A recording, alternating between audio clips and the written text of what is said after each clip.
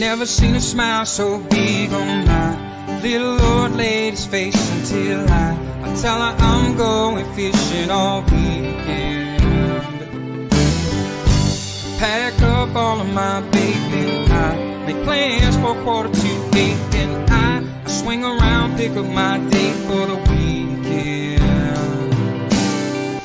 Some reason she seems to please when I'm leaving. There's something I'm missing when I'm gone fishing. When I'm gone fishing. When I'm gone fishing.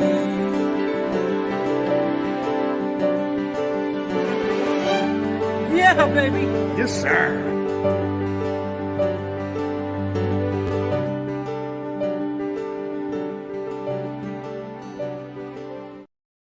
Who have we got here today? Steve's here today. How you doing, Steve? Jeremy's in the house. Richard Dunlop is with us. Adrian, nice to see you. It's been a pleasure actually talking to you through Messenger, my friend. Interesting to see how we have a lot in common. Some friends, mutual friends, and what have you. Tony's in the house. Tony, your package is on the way. It got mailed yesterday, so stay tuned to that. And of course, Charles, they're actually hopefully Chuck will be in touch with you in regards to that prize, but I'm pretty sure Chuck has already sent that out. Bob's in the house. How you doing, Bob? Sonia, we've been living vicariously through you lately, up fishing the hard water. Nice to see you out enjoying yourself. Eve, saw you out today as well. Nice to see that. Lloyd's in the house. Ed McKenzie's here. Ed, always a pleasure to have you. Where have you been? I've been drinking alone lately. Well, you know what? We're here now, Jeremy. That's the main thing. And on that note, thanks everyone for showing up as you always do. Loyal as you always are here at CFN Live. Every Monday we have our very proudly featured guests that are going to be joining us, Jim and Lawrence and Jason. And there's a special guest that will be joining Jim as well to talk about something that's going to be going on Lake Simcoe. So stay tuned to that. In the meantime, as I said, it's a pleasure. Thanks so much for stopping by, saying hi. We do have quite a few announcements, so I'll get to them right away. Unfortunately, there are times when we have stuff sent to us in the inbox and it gets missed or we forget or what have you. I don't know what the excuse is other than I feel horrible for this young lady, Olivia, but we're going to be featuring her this Wednesday. As you can see, she's holding a walleye. She sent this to us courtesy of White Pine Lodge before Christmas to wish us a Merry Christmas, but now has reached back out. And Olivia would like to know who still has their tree up. Yeah, anybody who still has their tree up, there's no fault in that. Some of us just want to hang on to the Christmas season, so I don't blame anybody for that at all. Sparkus, nice to see you. You've been down enjoying some fun in the sun, catching some serious bonefish, I might add. Again, living vicariously through you folks. Don't have to take a vacation. Just go over to Sparkus's Facebook page, and you can see all of the fishing activities that he's been doing in the flats. Luke's in the house. Nice to see you. George, haven't seen you in a bit. Nice is back from Germany, looking for an enjoyable evening. We are going to be talking about barrel trauma. I mean, I know there is a lot of drama associated with it, but we're going to be speaking with Jay Barnucz about bear trauma. Lawrence has got a bunch of news items that he's going to be talking about. And then Jim's going to sort of navigate us through some of the shows and what to expect if, in fact, you haven't been and you're interested. So, as I said, some very interesting topics that are going to be coming up tonight. Looking forward to them all. Rocky, nice to see you, my friend. Congratulations, by the way. And if you don't know, Rocky, I think, put down a serious down payment on a boat, and sounds like you're going to be on the water. So good for you. 7 o'clock is usually our start every Monday. Perhaps we might want to think about going to a 7:30 start in the summertime, just because I know folks love their time out. Ahmed, nice to see you, my friend. Fun times for sure. Yeah, Joe Moore. And we picked up beautiful boat. Very, very nice boat. So Rocky, looking forward to seeing some incredible picks with you. Got some announcements I got to get through. Half of them I'm going to do on my own solo, and then the rest I'm going to bring Jim in here. So stay tuned. Please be patient because, as I said, there's lots going on. If you live in the Saskatchewan area and you are close to Canarsie Lake this weekend, January 27th to the 28th, we are going to have, I believe this is either the second or third annual CFN Ice Jam. And the folks at Canarsie Lake do a fantastic job hosting us. They've got a great restaurant there. Our CFNers go out, fish hard all day, and then they come in for a great meal, lay their head down, and get back at it again. So if you're interested, as I said, if you are in the Saskatchewan area, you're interested in joining up with a bunch of CFNers, this is the place to do it. Walter Huck or Lloyd or Daryl Nelson, there's a bunch of folks that are going to be out there. Gord as well will be joining them. But as I said, if you are interested to know a little bit more about it, when it starts, what to bring, this, that, and everything else, Walter's the guy to do that. But the CFN Ice Jam is January 27th to 28th out on Canarsie Lake. And we look forward to seeing a lot of the picks. Of course, it is not a typical Monday without mentioning our CFN retreats and OFC Nation retreats. I am so pleased to hear that Horwood is one cabin away. That's right, one cabin that sleeps 4 away from being packed. So if you are interested, and I know we had a legacy meeting last night, so everybody's on the gun. If you are looking to come to Horwood Lake this year, it is the 11th to the 17th of August. So August 11th to 17th is where you're going to be. Hopefully, if you're joining us up at Horwood Lake Lodge, price is $875 for the week. That's $875 plus taxes, and of course, any gratuity that you can part with, which will be greatly appreciated. But needless to say, that $875, that includes your boat, your food, a place to lay your head, more food, because we have a fish fry every night, not to mention your bait and your gas is going to be included this year as well. So to Doris and Warren, thank you so much again for opening up the door. We truly appreciate you folks. I mean, as I said, they took over Frank from Mike and Yana and have done a fantastic job being hosts and, of course, opening the welcoming door to our CFN community in such a big way. So looking forward to that. If you're interested in going, please, as I said, make sure you reach out to Doris and Warren. That's how you do it. And we look forward to seeing you there. If you want to be a part of this clan next year at Camp McIntosh, we're looking to grow. There's still spots available. Tracy has mentioned that I believe it's like 6 or 8 people that are confirmed right now. So we're looking to pack the place. Tracy and Andre are incredible hosts. This is an incredible facility. It's unique in where it's located, as well as the fishing that it provides. Again, the price for this is $205 per person per night. It is going to be September 27th to the 29th. If you have a boat, you only have to pay $155 per person per night. And that, again, includes your food, a place to lay your head, and a boat. Like, as I said, again, Andre and Tracy, they step up in a huge way to allow us to just go out, have some fun, and enjoy some fishing. Have a look at this promo.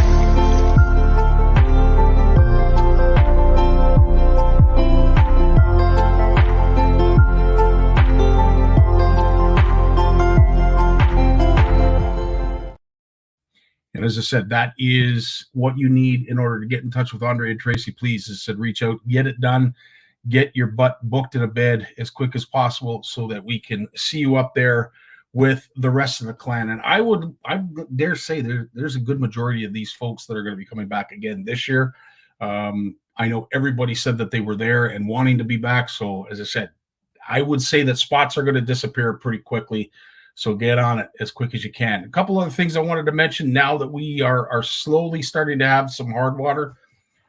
This is an unfortunate announcement that Mike and I spoke about on the weekend.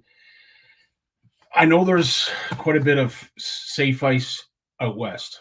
I know there's safe ice up north, quite a ways up north. Unfortunately, the majority of the folks that are going to be participating or would be participating in the CFN fish off, there's just not enough safe ice for a month-long tournament. I couldn't do it. Sorry, folks. Again, blame it on Mother Nature, blame it on me being overcautious, but the last thing I want is our CFNers traipsing around trying to gain as many target species as possible. There's a lot going on, and it would be a rushed event if we were to put it on. And there's going to be a special guest here talking about some ways that you could participate in tournaments without having to participate in the CFN fish off. All this means is what is postponed will only make something bigger. And of course, the CFN fish off is going ahead as usual this spring. So stay tuned to that. It is some unfortunate news. Didn't really want to go down that road. I just think it's the right thing to do. So all you folks out west, I apologize. Usually it's you that we're most worried about. In this case, it's folks out this way. And again, for the sake of safety and me being able to sleep at night, both myself and Mike, we've decided to cancel it for this year. So the Winter Fish Fest is not going to be a go, but we're doing that out of safety for our CFNers. So please respect it. As I said, you may not agree with it, but please respect it because it's for the safety of our community that we're doing this. Some other really cool things that you can participate in. Weedbeds shared this, and I believe Jim shared it as well. This is going on in our Ontario parks. Very, very cool. Go to that link that you see there. Find out all that you need because there's these kits that are available that include a shelter, that include an auger, that include fishing rods. This is really cool at Windy Lake Provincial Park, and I have a feeling that it's going to be broadcasted or made available at just about all the parks in the Northeast, Ontario Provincial Parks, that is. So if you're interested to learn more, by all means, please reach out to the folks at Ontario Parks. Also, some of the events, Slob Slam that's coming on, that is going to be February 3rd to the 4th. If you're looking for details, I think it's the Fishing Bros that's going to be hosting this tournament. So please reach out to them. But Slob Slam is the event. February 3rd to the 4th is the dates, are the dates. So please reach out to them. And of course, Manitoulin's got an event. It's the Manitoulin Ice Showdown. That's February 17th. Some incredible prizes here. And it looks like there's going to be two events going on simultaneously, one at Lake Manitowoc and Lake Manitou. So if you want more information, please reach out to the folks at the Manitoulin Ice Showdown. I think it's going to be quite an event. And then, of course, we can't forget those folks up at MFN Fishing. They always host the pike tournament at the Matagami Lake. I want to say campgrounds, but it's not really campgrounds. It's basically reserve grounds that the Matagami folks up there, First Nations, this is where they call home. And they open their home up every year for this pike tournament. And it's usually a huge draw. Some great prizes that are available, too. So there's a scan area that you can scan to get yourself signed up. Also to find out more, because there is lots of other information. And this is the event that's February 24th. But they're also doing multiple events. One's up, as I said, Matagami First Nation. You've got Duberville and, of course, Hearst. These are up in March when pike are just starting to spawn and the ice is just out. Perhaps it might still be frozen over. Depending on this year, I'd say there's a pretty good chance that there won't be any ice. But anyway, some great tournaments, some great prizes to win. So reach out to MFN Fishing. And, of course, if you have any questions, by all means, reach out to myself. And the last one that I want to discuss without bringing in Jim, of course, is Let's Go Fishing Boys. This is the third annual ice camping trip on Lake Joseph. This is February 24th to the 25th, and fingers crossed that they have safe ice and this is a go. It's a great event. Lots of folks do join this event. And as I said, if you want to reach out to Mikey Crooks or myself, I'll point you in the right direction to get more information. But these are just some of the hard water events that are going to be coming up. We're going to learn a little bit more right after a word from our sponsor, and we bring in Big Jim.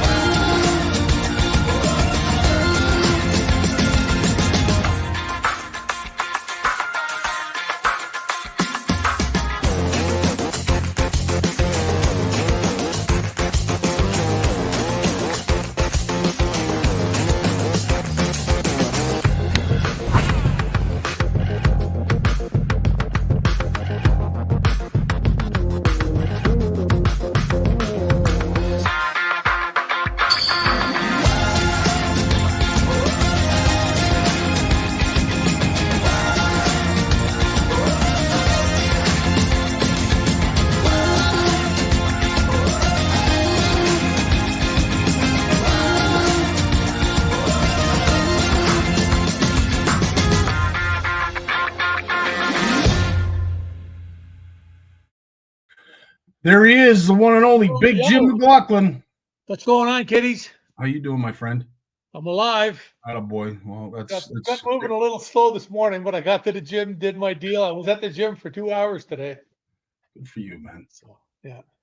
Good for you. Good I for was you. watching Jeff, the guy that owns the gym. He deadlifted 585 today. Jeez. He's a paramedic, so he's the guy you want carrying you down the stairs if you get hurt.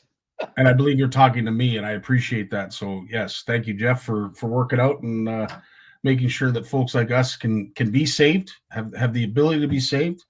And we apologize for ourselves. That's about all I can say. Jim, lots to discuss. Obviously, I'm going to first talk about something that we can never speak enough about, and that, of course, is ice safety.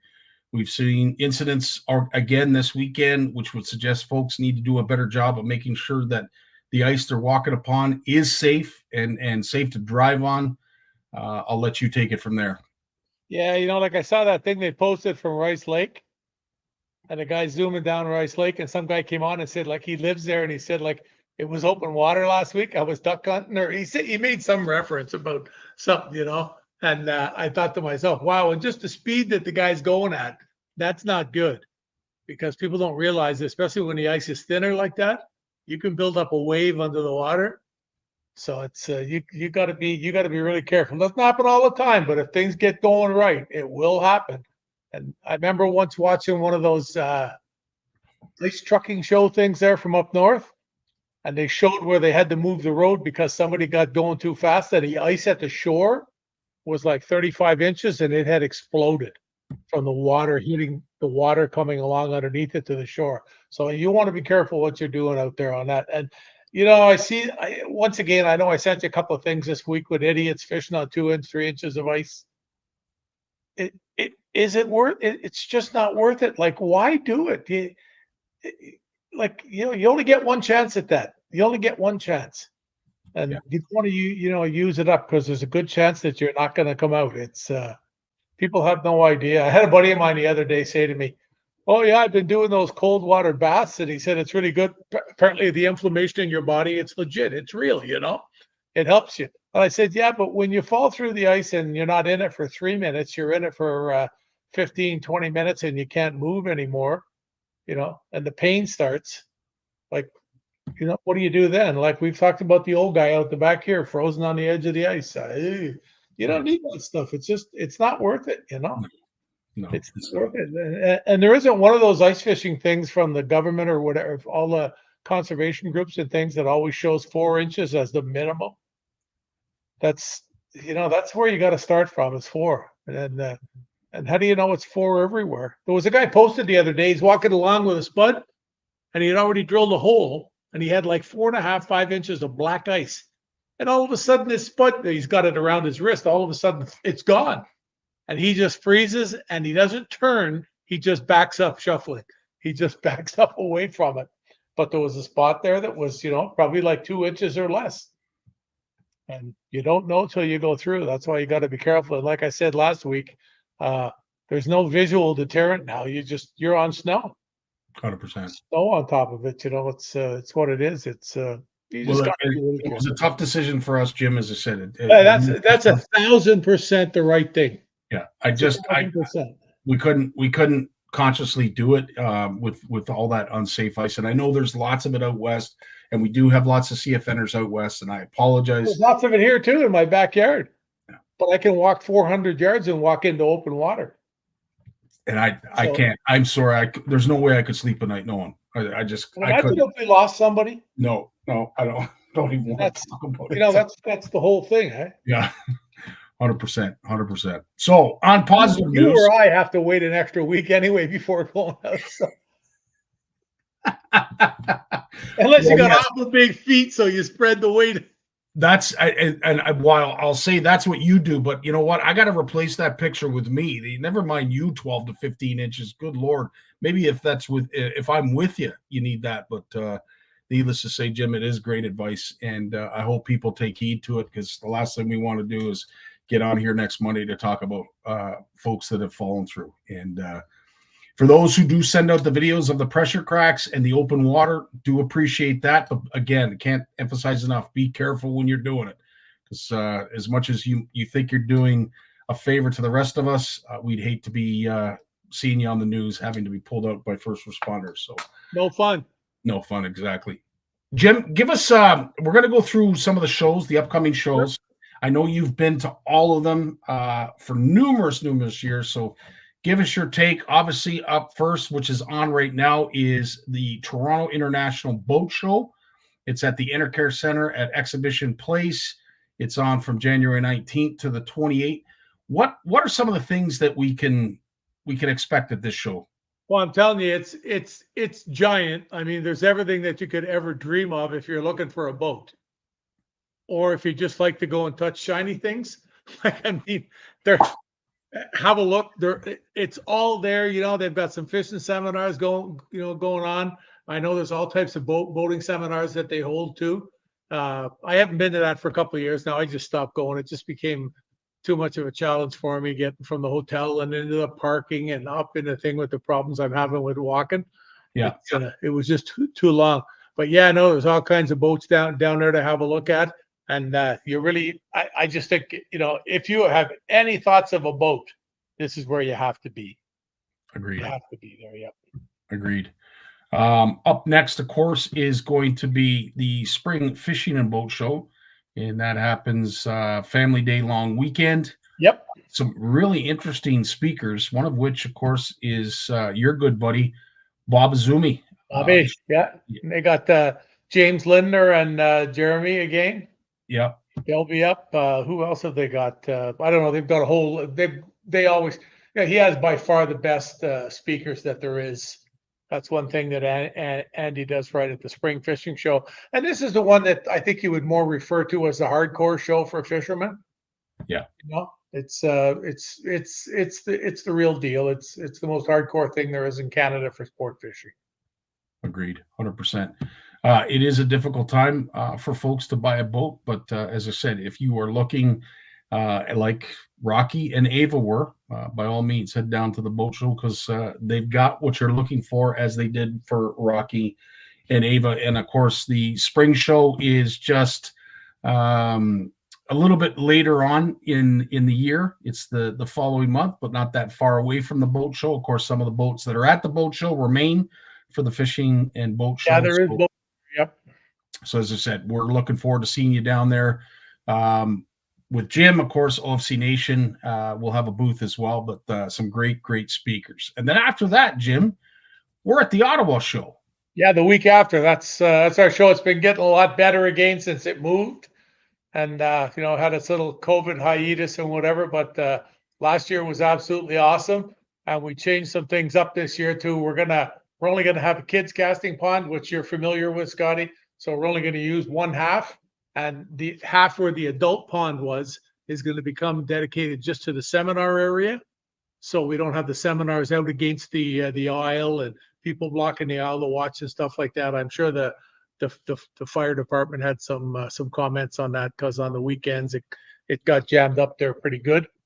So it's we'll be doing that. We'll have CFN there. You and Steve will be down there again, and that's from last year. Cool. Yeah, that's from last year. As I said, lots of CFN colors down there. It was great to see the CFN community on full display. And as Jim said, that show, that area was absolutely jammed on the weekend with all the kids. But I'll tell you, you want to talk about having fun and feeling gratified after it's all over. This is a show that if you get a kid to come down and cast and hook something and then go away with a prize, I guarantee you're both going to be smiling, not just you, but the child itself. But yeah, we got lots going on the seminars again. Yeah, we've got John Anderson, the Muskie Guide. We've got Lisa Goodyear, the Muskie Guide. Who else we got? We got David Chong. He's going to be there on the weekend, on Saturday and Sunday. I think no, it's not. Wait, no, I'm wrong. I think it's Friday and Saturday. Well, you can check the schedule. It'll be. I made it. I just don't have it all in my coconut. But we've got that. We've got Ashley Ray there this year. She's going to be helping out, so it's nice to see another lady involved.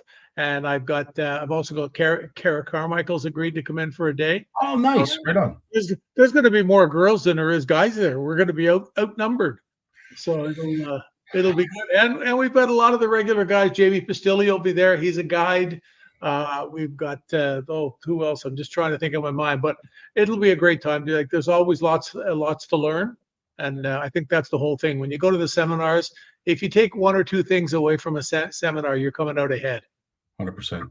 Yeah, and we've got one basically about every 90 minutes, hour to 90 minutes, depending on the time of day. So we got you covered for knowledge. That's awesome. And of course, this is a show that we're extremely excited about. It is growing. It's the CFN Appreciation Day that grew into this show.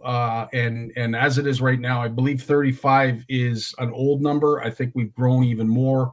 But as I said, Jim is it's going to be a busy couple of weeks for you, Jim. And as I said, we'll do our best to make sure that you're ready and able to make it to all these events. But of course, I'm honored to have you as our MC.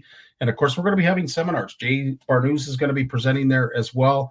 But as I said, that is quite a list. And if you are interested, all the information is there. Please go over to www.canadiantackleshows.ca. And as I said, click through, have a look, and see if it's something that you want to get to. Because I will say this, there will be a lot of show specials here. But it is a CFN Appreciation Day that has grown. Brad has been very busy as well, putting this all together. Jim, we've had to revamp the layout probably 5 or 6 times just to make room for everybody, because that's good though. It is a good problem. It's a problem like a lot of shows would like to have. Yes, true enough. It's one thing to hope that it's a one-day show. It's one thing to hope you don't get a blizzard or something like that. Amen. It's also nice to know that you've filled all the space before you open the doors. Amen. So absolutely, Jim. It's a pretty cool thing, and I think this is something that'll grow. It'll get a lot better. I hope so. On that note, I will say, speaking of getting better, of course, the Toronto Sportsman Show. Yeah. Anybody that was there last year will attest. It is a show that is on the rebound, March 14th to the 17th. It's always been sort of the showcase show, but the Spring Fishing and Boat Show is right up there as well. I would say these two shows are very, very similar in terms of what it provides, the general public. But needless to say, March 14th to the 17th is going to be the the show at the Sportsman Center. It is also at the International Center, and we're looking forward to seeing folks there. And of course, last but not least, in terms of the show, there's always CanCast. We wouldn't be able to. Yeah, it is a great show. Kyle and the boys put on a fantastic spectacle, and we're hoping to see a lot of folks from OFC Nation and CFN down at this show. But needless to say, that is our lineup. But there is something else that we wanted to talk about, but we wanted to bring in a special guest to discuss it. Do you know who it is, Jim? I don't know. Some guy that spends as many nights at my house in the summer as I do. Okay, well, you know what? That's the family version. Thanks for that. I appreciate Chonger. I don't think he's ever complimented you so well as he did just now. Yeah. Buddy. Yeah.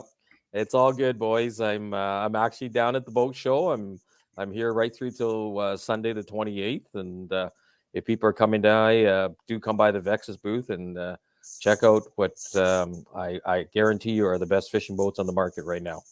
And I'll say this, Dave. I know you and I have chatted about it briefly in regards to these boats, and they're fairly new to our angling industry. Give us a little bit of detail on what makes these boats different, because that's going to be the general question I would assume everybody's going to be asking. Sure. Well, first of all, it is a relatively new company. They were formed in 2017, but this is our first kind of entry into Canada. Okay. Up to now, they actually didn't have the capacity to build enough boats even to supply the U.S., so it didn't come up. But now they've reached the point. And although they're a new company, they're so steeped in the rich history. The president of Vex's Boats is Randy Hopper, who was the president of Ranger Boats for 40 some odd years. The Vex's vice president is Keith Daffron, who's actually Forrest Wood's grandson. So Forrest Wood, the founder of Ranger Boats.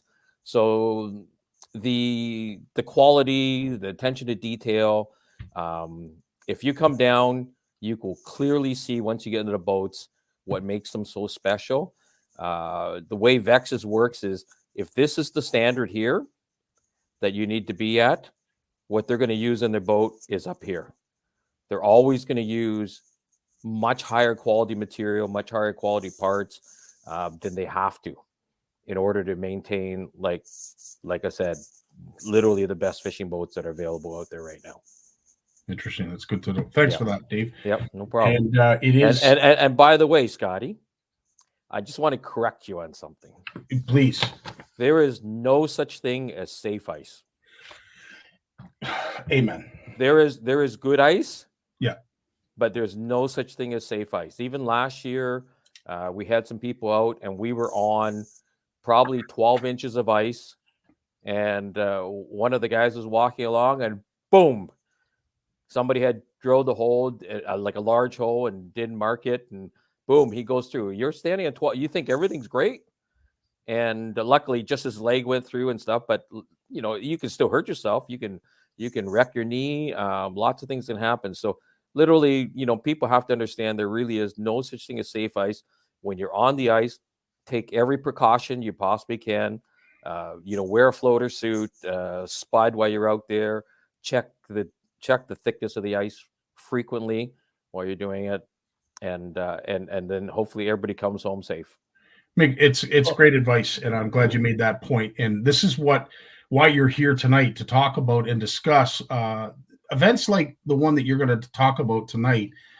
I truly appreciate, because it takes into consideration that issue of safe ice, making sure that you have an area that's cordoned off, so that folks know where to fish and where not to travel. And the event we made sure, like the first week of the event, there really was no safe ice, and you know, very thankful that all our competitors and things were smart enough and heeded our warnings and everything. Do not go out there. You know, we've got actually, you know, guys like John White, Matt Clayton from Outdoor Junkies Guide Service. These are guys who know what they're doing. They're going out there and they're testing the ice, and they give regular reports, you know, and they'll tell you, you know, and like Jim says, 4 inches is the minimum. I've been on 3 inches of ice, black ice. I don't need to be on 3 inches of black ice even. 4 inches is the minimum I'll head out there. Luckily for us, for the event, with the cold snap we've had, there is a fair amount of good ice out there right now. Couchiching is frozen over, and that's one thing we did this year was we added Couchiching to the mix. Last year was only Lake Simcoe, and this year we've included Couchiching. So if for like a late start like this, people can actually get out onto some good ice and actually fish on a body of water like that. So the event that we're talking about, of course, is the Lake Simcoe Jumbo Throwdown. It starts. It's actually already started, I believe, Dave, January 6th, and it goes till the 25th of February, which is a Sunday. And of course, how you enter. Tell us a little bit about if somebody's interested. They're heading out to Simcoe and they want to participate. Tell us everything we need to know.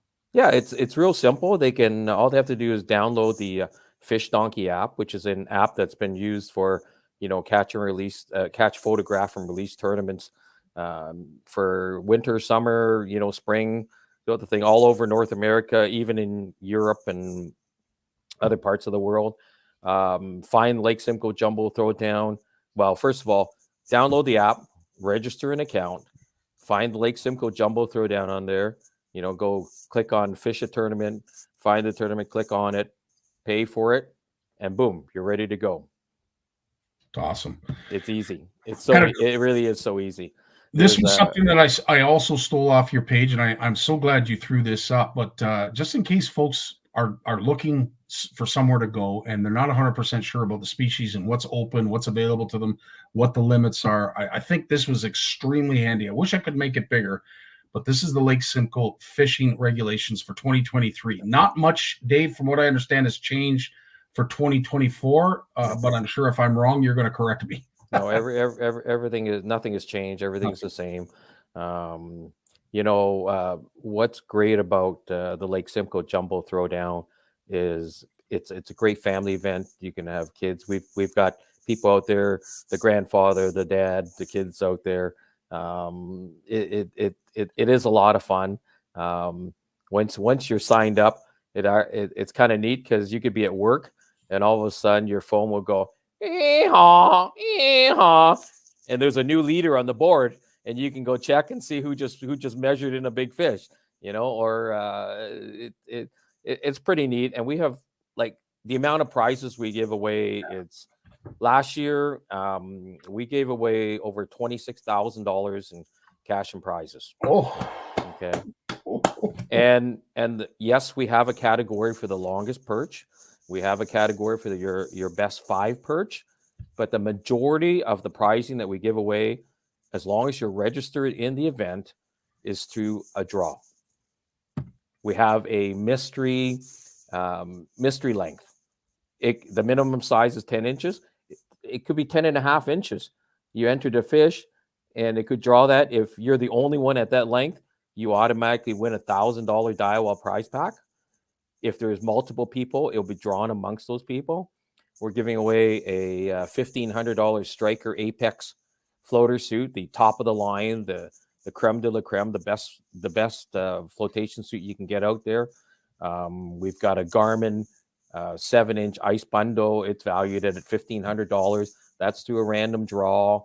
We've got an Otter prize packs, also about $1,500. It's got a Vortex Pro Lodge and all kinds of stuff. So it's we're going to have a prize for the highest finishing female angler. We're going to have specific draws for youth anglers, anglers who have signed up who are 16 years of age or under. But just endless. We've got days with outfitters out there. We've got prizes from Lunker Hunt, Ultra Tungsten, Dual Ray Alice. It's honestly just endless. Trombley's Tackle Box up in Aurelia. They sponsor a photo thing every week.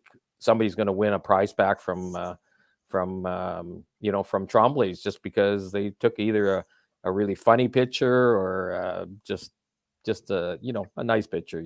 So it's pretty neat. It's pretty neat. And roughly, Dave, how many participants on average do you have participating in this event? So last year we had 130. I do believe we're around 150 right now. I would imagine before the event's over, we'll get probably 200 people. You can sign up at any time. But one thing I'd like to tell people is if you're thinking of doing it, or let's say you're going first week in February, okay, I'm going to sign up a thing. Don't wait. If you're planning to go, just sign up, because the earlier you're in the event, the more draws you're in for. You know, it's not all done at the end. It's done throughout the whole event. It's like there'll be a bunch of draws done tomorrow. And if you're already in, you're going to be in those draws. If you're not, you'll be in whenever you get registered. I saw Jason just commented to them there. Him and Trevor, you know, were in it yet last year, and they can attest how much fun it was. Yeah. You cleaned up on a lot of the draw prizes too, I remember. I had one contestant who had signed up last year, and unfortunately, his wife got pregnant, but she was having a rough time with her pregnancy, so he never could get out onto the ice. He had to be a home thing. Yeah, he won a draw for a $900 ice unit. You know, he didn't even get out. Why did he bring her out? never even measured in a fish, and you know, he won a nice package. And you know, we've already given away some a beautiful Duo Realis prize pack as an early bird, an Ultra Tungsten prize pack. Yeah, we've got prizes from Pure Fishing, from Fenwick. You know, literally, you know, everybody out there. You name it, it's there. That's awesome. So this is the dates again: Saturday, January 6th, which means it's already started, to Sunday, February 25th. It is called Mexico Jumbo Throwdown. Yep. And of course, if you are interested, by all means, that is how you get signed up. And if you have any questions, by all means, if you know Dave, Fish Hard with Dave Chong, that's him. Please contact him, reach out to him. You can message us on Facebook at the Lake Simcoe Jumbo Throwdown page. We're on Instagram. We'll get back to you fairly quickly. And actually, if I'm not mistaken, it's my number that's up on the Fish Donkey thing. So you can always text me, and I'll probably be down at the boat show, but I will definitely answer your question as soon as I'm either off the tank or. By the way, I'll be at the spring show too, Jim. So along with the Ottawa show, and I'm down on the tank every day at the Toronto International Boat Show right now. So we got the Belleville show too. We got the Belleville show just before the Toronto Sportsman Show. Yes, yeah, that last year that show was so jam packed. That's monster. The people. I hope they got the front door fixed. Yeah, so we don't have to wear our flotation suits to stay warm. Dave's booth and where we were doing the seminar is right inside the main door, and the door would stick open, and it was like -30 outside with the wind blowing. Oh yeah, you're doing a seminar and you got a coat and earmuffs on and gloves trying to talk about crankbaits in the summertime. Yeah. That's wild.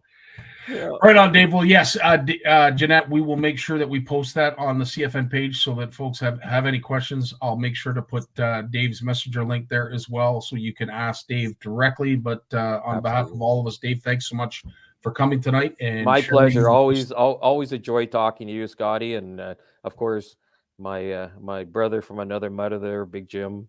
You know. So what did you end up getting to eat tonight besides French fries? I had it was like a steak frites on a pita with some fries, and I was trying to grab something quick before everything, and I couldn't. I just finally said, I'm just going to order off the whole dumb menu and get it up here and get something in my stomach here. That's awesome.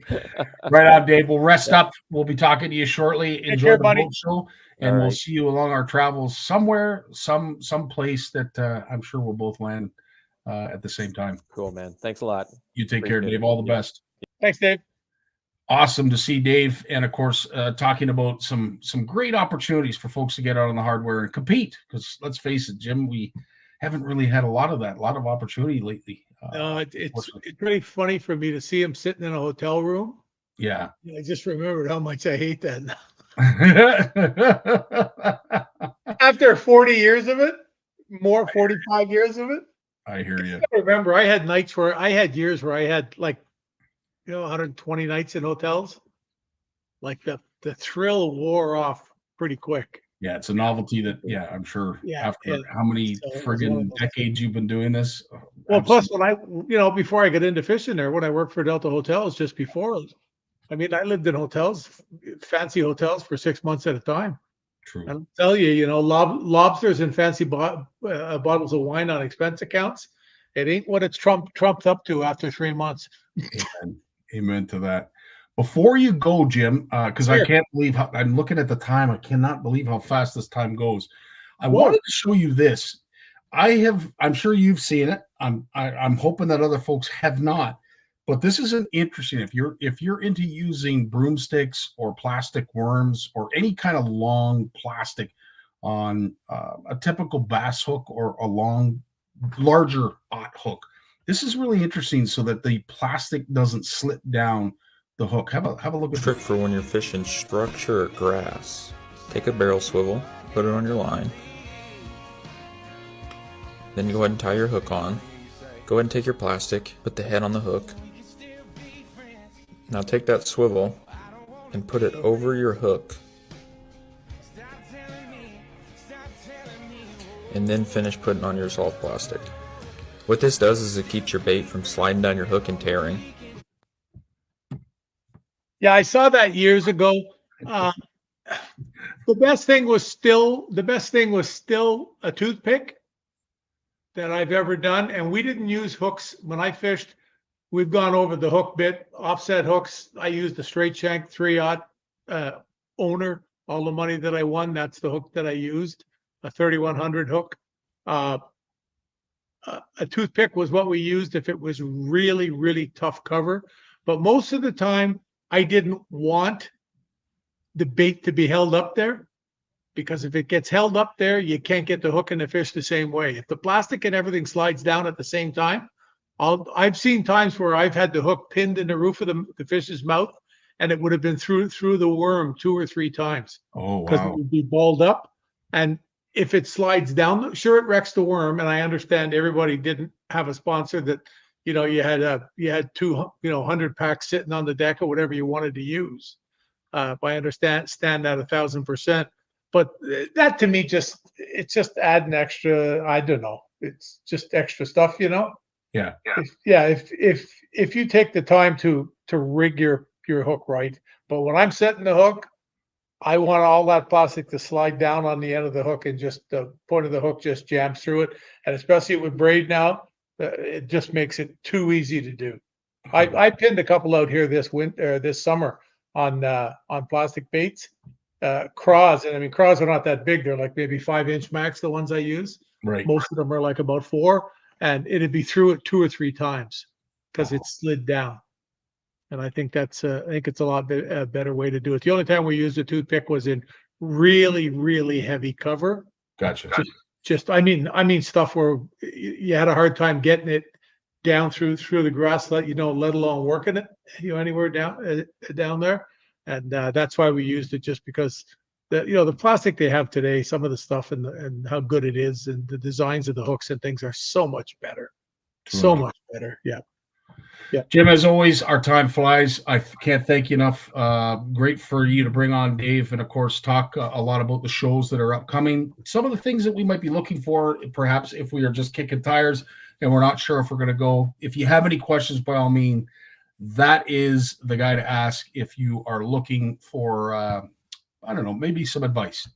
I was going to mention when you were going through the shows too. There's a pretty big hunting contingent once again at the Toronto Sportsman Show. If you're a hunter, I don't happen to hunt, but there's a pretty big contingent there. There's a lot. I think they're getting a lot more. I think they've even got some stuff. In fact, one of the seminars we have this year is hunting at the Ottawa Show. Cool. A guy that did fishing last year, Rob Argue. Yeah. Head up in the morning because he had to watch his booth, so he wanted to go first. Right. He's going to be talking hunting this year. Cool. And there's a few hunting companies at the Ottawa Show, I believe, this year. Don't quote me on that, but I think that's why he wanted to do that. Plus he promotes his business being at the show, and that, that's what that's all about. But Toronto's definitely the more all-rounded thing for the family. There's a lot more snacks. There's There Trout seems to be, ponds. Yeah. yeah. Now we have the trout pond at both at Andy's and the Sportsman Show, but they have a lot of the dog trials at the Toronto Sportsman Show, which has always been a huge thing, monster thing, which a lot of people love. There's nothing beats watching those dogs there jumping into the pond, chasing things and retrieving and whatever. That's really, and those dogs are so cool. They just love it. In fact, that's how I got my love for springers.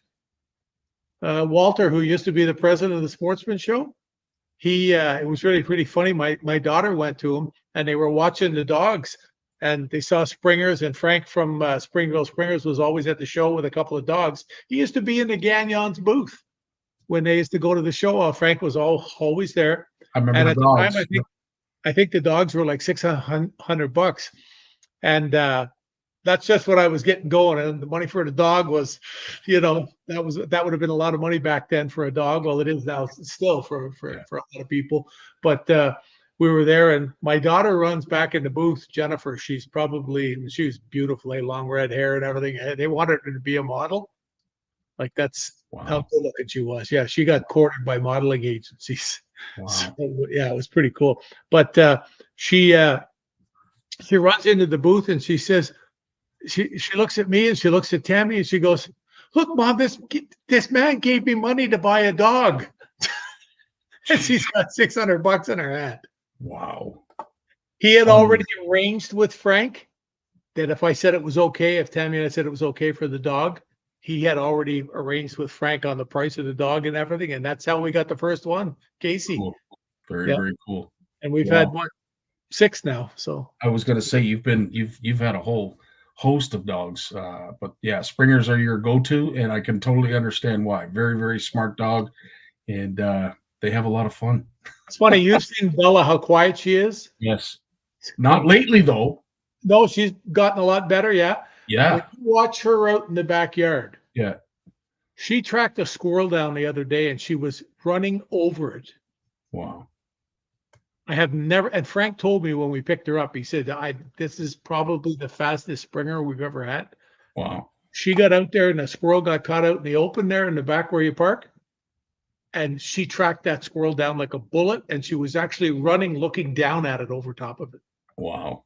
She didn't bite it. She didn't grab it. I thought she was gonna. That's awesome. She might have got a surprise there. Right on. Well, we're gonna have to let you go, Jim. We got done. Lawrence coming up next. Thanks so much for all your time bringing in Dave and to talk about all the upcoming shows. We look forward to seeing you in the future, my friend. Always, guys, be safe out there. Lawrence Gunther, right after a word from our sponsor. When it comes to Canadian food, we've got your back with flavors like lemon pepper, beer batter, campfire barbecue, lemon pepper dill, garlic butter and chives, and crispy Cajun. We've got a mix for every meal. Whether you're serving East Coast shrimp, West Coast salmon, succulent walleye, chicken wings, or veggies, we've got you covered. Coat your food in outdoor flavors. Available online or at these fine retailers. Lawrence Gunther's in the house. How you doing, Lawrence? Good, buddy. How are you? Living the dream, my friend. Living the dream. It's always a pleasure to talk to you because I know you always have some really interesting news that we should know. And if we don't know, you're going to let us know. But first of all, how's your week been? It's been good. I was at the Toronto International Boat Show. Went down there and looking for docks for the Bluefish Exploration Center. I mean, there was 10 companies selling docks there, 10 of them. And everyone's got a different, tag on the docks, a different little spin on these docks. So, wow. But they're not cheap. None of them are cheap. No. And are these, they're not, are they wood? Or are they some kind of they call artificial meat? They flow through docks. They call this new topping. It's just plastic, sort of a grid pattern with a thick polyester or propylene plastic, And I said, what happens if you drop an anchor on there? And they said, what size anchor? Wow. So you can get the wood tops, you can get solid wood docks, but all docks now have to be removable, right? You can't install cribs anymore. So either your floating docks that you leave out there and they're just floating, or you take the floating docks in, or they're docks on legs or docks on wheels, but they're all sort of mobile docks. There's no such thing as a permanent dock in the sense. I guess you can still put down posts and then have a floating dock riding on the posts, but no cribs. So they've come up for some pretty innovative things, that's for sure. It's innovative and especially the composite materials that they have now that don't rot. I mean, obviously nothing holds up against ice. So to your point, we definitely don't want to be leaving these things over the winter, but those composite docks, they can last a long time. Oh yeah, and with the aluminum and the makes them pretty light, so you can move them in and out pretty easily. And just really, we're doing a fully accessible dock, so we want some railings on the gangplank to get out there, and then what they call kicker rails. So it's about a 2-inch high, 2 by 2 inch tube that runs all the way around the edge of the dock. For people who are blind, they can run their white cane around there. It's and if you're in a wheelchair, imagine you're in a wheelchair and one wheel goes over the edge of the dock, boom, you're over, right? You're over, wheelchair and all. And so we wanted to have something that this is accessibility standard with the kick rail and the handrails. But we're going for the full accessible experience for sure. 8 foot wide, 32 foot long dock. Jeez, that's a helipad. They're not cheap. Well, I bet. Yeah. Well, but I tell you, lots of news on electric boats of all types and sizes, man. That's the big push at the boat show. Well, it's so ironic that you started with that, because it was something that I wanted to ask you. When it comes to the electric boat industry, we are starting to see a real clawback when it comes to the big three. We're also starting to see a downward trend when it comes to the desire to own an electric car. We're starting to see a decrease in the value, the prices, the number of new vehicles that the big three want to sell. And in a lot of cases, they don't want to sell anything. So with this confusion going on with the electric car market, is the electric boat market still intact? Well, the big players are getting anxious, so they're buying up the newbies, the engineer sort of driven startups that have put a lot of engineering resources into developing a technology, trialing that technology, getting some out there, raising government funds to help them develop it and test it, and they're being bought up. Like Yamaha just bought Torqeedo. Torqeedo's one of the largest electric boat manufacturers in the world.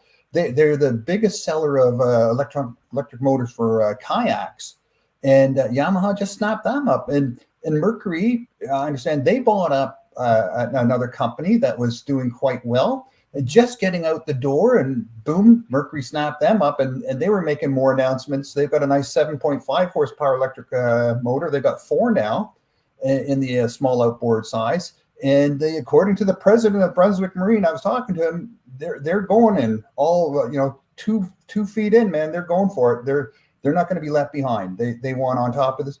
Bombardier's on it. I don't want to get too much on this because I'm going to be interviewing for the podcast next week a man who follows this and does a newsletter on this, and we'll have more discussion on that in the next newsletter. So we'll have another conversation about this for sure, buddy. Well, I think it's a great conversation to have because, as I said, with everything that's going on in the car industry right now, and a lot of folks would have, I would imagine, varying opinions on where we're at with the car market from an electrical standpoint. I think it's in complete disarray. I think it was the cart before the horse in a lot of cases because we just didn't have the infrastructure. But one area that I had to say that I thought it was really going to take off, and especially when you saw that Torqeedo come out, was the boat market. There is a viable need for us to be, one, a little bit more environmentally friendly. Of course, we want to claw back the use of fossil fuels and what have you. But to me, it's about common sense. And the common sense right now doesn't exist with the electric car market just yet. It does, however, with the boat. So you know what? I'm so glad that we're going to talk more about that in the future. But in the meantime, I'm sure you've got a whole list of stuff that you want to get to. I will just mention I was talking to the general manager of Princecraft, and he told me he owns an electric car now for 4 years, and he said, it's still early for the electric boat sector, and I said, I understand, he said the battery technology is not there yet, and there's been a lot of people who've been experimenting with that. and they want to go further on electric, so they add more batteries, but then they have to build the boat bigger to carry those extra batteries. And it's just, more batteries, more boat, more, it just goes up and up, and you never get past an hour of full speed with an electric boat. An hour, that's all you got, right? It doesn't matter how big or how small, you can only put so many batteries in there. And on a small lake that's motor free, that allows for electric boats, you take out your little pontoon, you do the little cruise, after dinner cruise. It's perfect for that. It's perfect for that. But to go out for a full day of serious, tubing and all that, we're a long way from that. I agree, and some of the comments would suggest that as well. But as Jason Barnucz mentioned, Yamaha purchasing Torqeedo says a lot about where we're going with the electric boat market, and I couldn't agree more. But to Jeremy's point, we saw there's lots of boats out there with multiple batteries on it, whether they're electric or not. Needless to say, true. I don't know how environmentally friendly it is if that sinks or catches fire. But needless to say, again, you know what? The beautiful thing about technology is it always advances. Well, David Chong's got his boat up for sale, and it's got 3 lithium batteries on the trolling motor and the power poles, and another lithium battery for the starter on his Yamaha 250 SHO. Sounds like a beautiful rig, my friend. Wow, he's got something pretty special there he's selling. He certainly does. Absolutely. Yeah. And the way Dave takes care of his stuff, it'd be a good investment if you bought it. Let's just say that. I'm sure it would. Yeah. Okay. So look, we'll get on. I got 10 points if we can fly through these pretty quick. Yeah. Let's see what we can do. First of all, check the podcast out. We've got our podcasts. They're all, go to your podcast provider and just say the Bluefish Radio Show, please, and you'll get all the ones you and I record together. You'll see the one with Abe Francis from the Mohawk of Akwesasne talking about the past, present, and future of the Mohawk's connection to the St. Lawrence River and the fish. Just recorded another one here with Nick Mayer, who's probably one of the greatest artists when it comes to painting fish. And he's got all sorts of amazing stuff. And he just came out with a new book for kids called Fish ABC, where it's just, if you want to get a book to read to your grandchild or your child, man, this is just a beautiful book. Check out Nick Mayer, Mayer art. Nick Mayer art. He's just got some beautiful stuff there. He's making a living painting fish pictures, and freshwater, saltwater. He's got them all your favorite fish. He's painting them. It's just beautiful. My wife even said I would have any one of those paintings on my wall. So wow. There you go. Yeah, that says a lot. For a wife to want a fish on the wall, right? Huh? Uh-huh. Absolutely. Yeah, that's not bad. Okay, so let's get to the news. Okay. So here's something interesting. So on the 27th, there's a podcast coming out from Paul Greenberg with Sylvia Earle, and you can get the link off the Bluefish News. It's up on the Bluefish Canada website, and it's about that deep scattering layer right in the ocean. It's about 300 to 600 meters down, and it's the sea life that exists at that level below the ocean. And most of the sea life has bladders. And when the Americans first got sonar, they would go over some of this and they would scan their sonar down. They go, oh, look, it's only 300 meters deep here. What happened? It got really shallow all of a sudden. There's so much sea life down there. We didn't know it. We thought the oceans are pretty empty, right?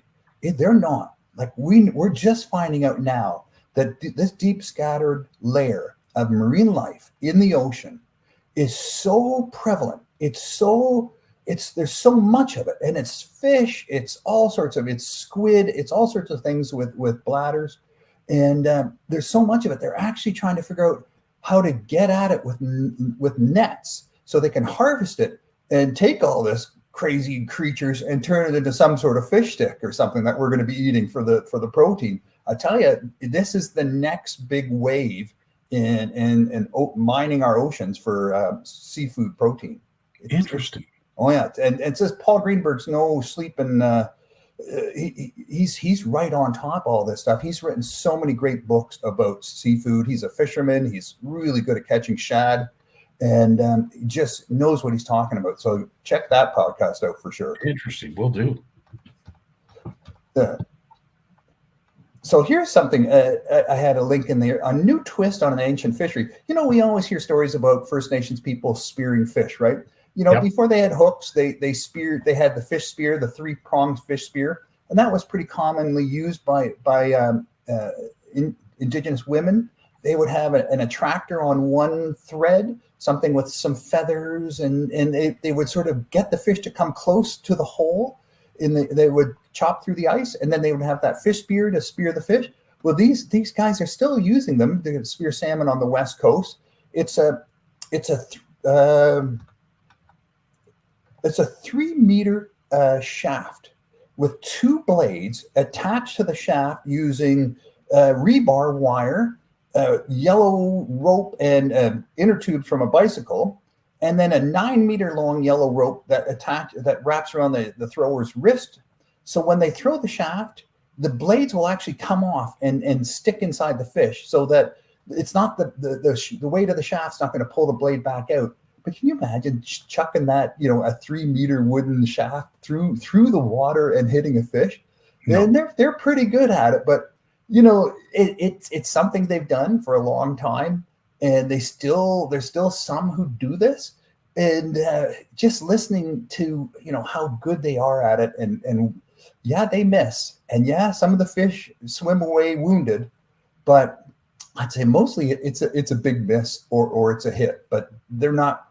Definitely, if they can get a couple in a day, they're lucky. So I don't think they're putting any big dent in the fish population by doing it, but it's more something they just want to carry on that practice. Interesting. Wow. Well, as I said, it is historic. It's historical. It's traditional. It's their pastime. It's all they know. It's the information that's been passed down by the elders.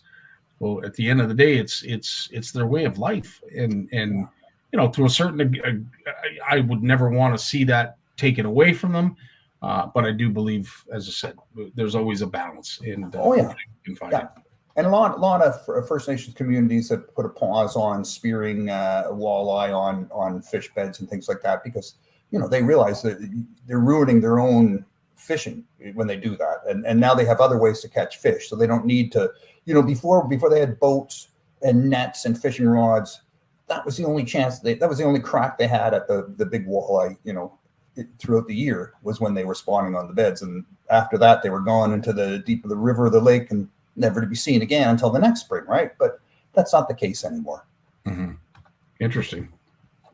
Hey, forward-looking sonar. There was a really interesting article on Outdoor Life, and some commentary I've been picking up on over social media. And some anglers are saying that the fish are actually associating. Big Jim's going to have my head on the platter for this one. that certain anglers are saying that are using this technology are saying that the fish are associating being captured with the pulse of the forward-facing sonar. And now these smarter fish, when they're swimming and they swim into the beam of the forward-looking sonar, they disappear really quick, and you don't see them until you see them come in again on the other side of the beam. So they go down or they go around, but they avoid the beam. So you see them come in and then boom, they're gone. And then you see them swim away on the other side. So they don't like the beam. Now, that's not say they won't come to the bait. They will still smack a bait sometimes, but people are saying that they will avoid it and they will swim away.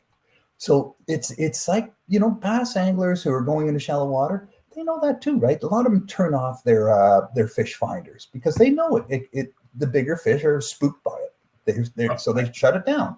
I literally was just going to say that. And it's interesting that we were going to talk about barrel trauma a little bit later with Jay, but Aaron Weed discusses, some of the preconceived notions when it comes to live scope. And he was very nonchalant. He's just like, yeah, well, I caught a lot of crappie. So it didn't seem to affect him. But to your point, I think there are varying degrees of how fish are affected by these pulses, by these sounds. Anything underwater, a fish is affected by. I don't care what anybody says. When it hears noise, it's up to the fish to decide how it's going to react to it. But there's a growing voice that is suggesting that these forward-facing sonars, because they give out such a strong signal, are having effects on the movement of fish. Yeah, it's interesting. We thought it was benign, but no, there's something to be said for that, for sure. So, hey, what kind of seafood is ethical to eat, right? We know about sustainable seafood. We have the Marine Stewardship Council and the Ocean Wise. These are two of the certification systems. Seafood Watch tells us which seafood's caught sustainably. But now we're finding out that if we did it right, if we harvested seafood in the ocean, 1 billion people could eat a meal of seafood every day, all year long, without putting a dent into the population of the seafood living in the ocean, right? We could definitely, yeah, we know that. Mathematically, it's been calculated. So why aren't we doing that? The Chinese offshore fishing fleet has 6,500 boats. These are the offshore. These are the ones that cruise the earth looking for seafood, and they go out for 2 years at a time. They're using a lot of times people that are from other nations that are almost enslaved on these boats. They're beaten, they're fed, almost nothing, like prisoners. Japan. Yeah. 6,500 boats? Yeah, 6 offshore shipping vessels that can capture, process, and work 24 hours a day, right? And then other ships come, take the processed seafood off the ship, load it back up with ice, supplies for the workers. So these things, they go out and they come back 2 years later. And, when they need to get an oil change, some sort of repairs to the vessel. And otherwise, they're just out there for 2 years at a time. The U.S. government and the Japanese government, they count less than 1,000 offshore vessels each. So, this is just absolutely astronomical what China's doing to the world seafood. Now, you would think, okay, are they managing this? Who's managing this? So there's another organization who use artificial intelligence and satellite imagery to trace the movement of boats on the surface of our oceans. They can tell the big container ships, they can tell the pleasure boats by the movement they're moving, and then they can tell the ones that are actually out there fishing, because they're obviously doing a different movement. They're circling, they're holding still, they're not going from point A to point B. And they said 3/4 of the fishing vessels that are plying the oceans of the world are not being tracked publicly. They're not reporting their location. They're going dark. When they turn off their transponders that tell the monitors of the world where they are and who they are, they turn these off. It's called going dark. And 3/4 of the ships on the ocean right now that are catching our ocean seafood are going dark. So we don't know where they are. We don't know what they're doing. But now with artificial intelligence, satellite imagery, we're starting to figure that out. I would have said 650 was a big number, but 6,500 of these ships that can stay out for 2 years at a time. I don't even know what to say. How on earth can Mother Nature make that a sustainable catch? Maybe I'm wrong. Maybe I'm. No, these ships from China, they find a school, they zone in on it, and they encircle it, and they pound it until it's down to 10% of its original size, and then it's no longer worth their time to try to scrape up that last few, so they move on to the next one. And that's what they're doing, just going from one spot to another and just pounding them into pieces and then moving on. Okay, that to me is very troubling, and I'm sure I'm not the only one that feels the same way. But to have 6,500 of these boats out scavenging our oceans and are able to stay out at 2 years at a time, are they managing the fishery? That's debatable. No, and they're exporting that. Seafood. Their seafood being caught by these Chinese offshore vessels are being imported into countries like Canada and the United States. So when you look at where your seafood's coming from, it's more important than ever to understand where was this caught, whether MSC or Seafood Watch or Ocean Wise, was it caught sustainably? you also need to know where was it caught. And if you're the person selling you the seafood can't tell you that, or if they just seem to be making it up and they can't really show you the traceability of that seafood, of who caught it, who processed it, who transported it, and how they got it, then just go somewhere else. Because that's the only way we can put a stop to that, right? We just stop buying it. And I do appreciate George's comment here, and you know, it may offend some, but you know what? It's the truth. Don't throw rocks if you live in a glass house. Recreational anglers are not tracked or required to report their harvest, so we end up managing by opinion, and it becomes the honor system.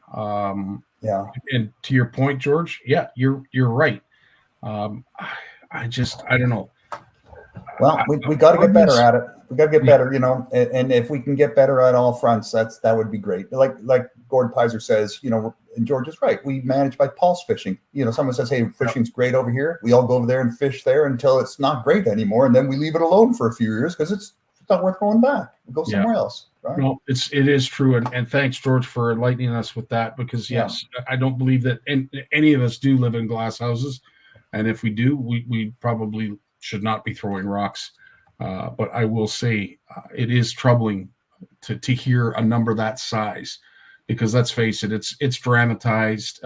You know, it's sensationalized in documentaries that we've seen. The amount of catch that is taken by folks over there. I don't want to say what country, but just in general. That's and alarming. How it's done, Scotty, how it's done, and who's doing the catching, it's slave labor. It's alarming to me. That is alarming to me. Wow. Yeah. Okay, we're halfway through. Here's something. The Hurricane Larry hit Newfoundland in 2022. This hurricane started over the ocean. It passed over no land whatsoever until it hit Newfoundland. And the scientists on Newfoundland at the university there said, hey, let's capture the water that's being dropped out of this hurricane, and let's measure the amount of microplastics in it. Oh, I saw this. Yes, I saw. Yeah. So you know, the hurricane sucks up the moisture from the ocean, right? The surface, brings it up into the cloud, and then dumps it onto the land. So this is microplastic that was scooped up with the ocean water from the ocean. And what they found was incredible amounts of microplastics being dumped onto the land of Newfoundland by this hurricane, like startling amounts of microplastics. And microplastics can anywhere be, I think it's from 0.5 of a millimeter or 5 millimeters. I think for the threads, and then there's particles and there's beads, and there's all different sizes and shapes of microplastics. Depends if you're talking about whatever's coming off your fleece sweater or your cosmetics or your scrubbing, solutions. It's all sorts of different types of tiny plastics. Even the little beads that they use to make plastics with is considered a form of microplastics. So it's just everywhere. It's absolutely everywhere. Probably enough said on that. We haven't heard the end of plastics, but there's just more bad news coming down the pipe on that one. And I promise you, we won't end on bad news.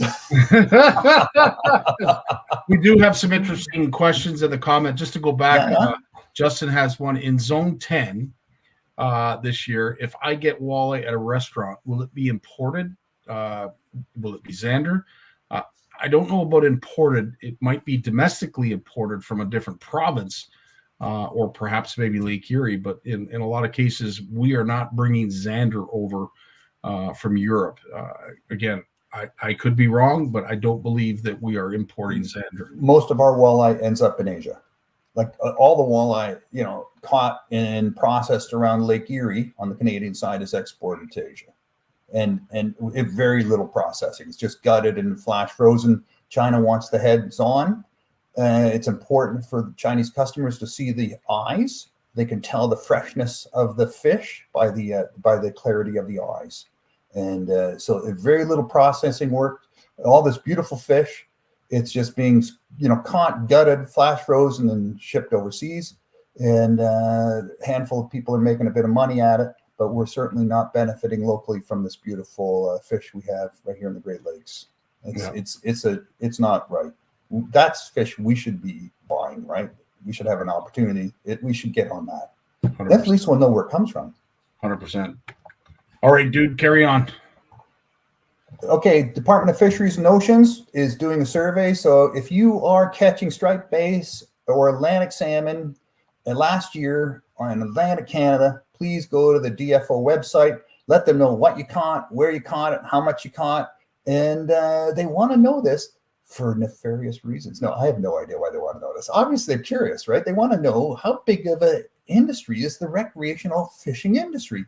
This is like George puts out. How do you know if people don't tell you? Because it's not like it's just happening aboard a bunch of ships and those ships land, they offload, they sell it, you get a receipt. So everyone knows how much fish came off that boat. And it's very easily monitored in terms of quotas and things like that.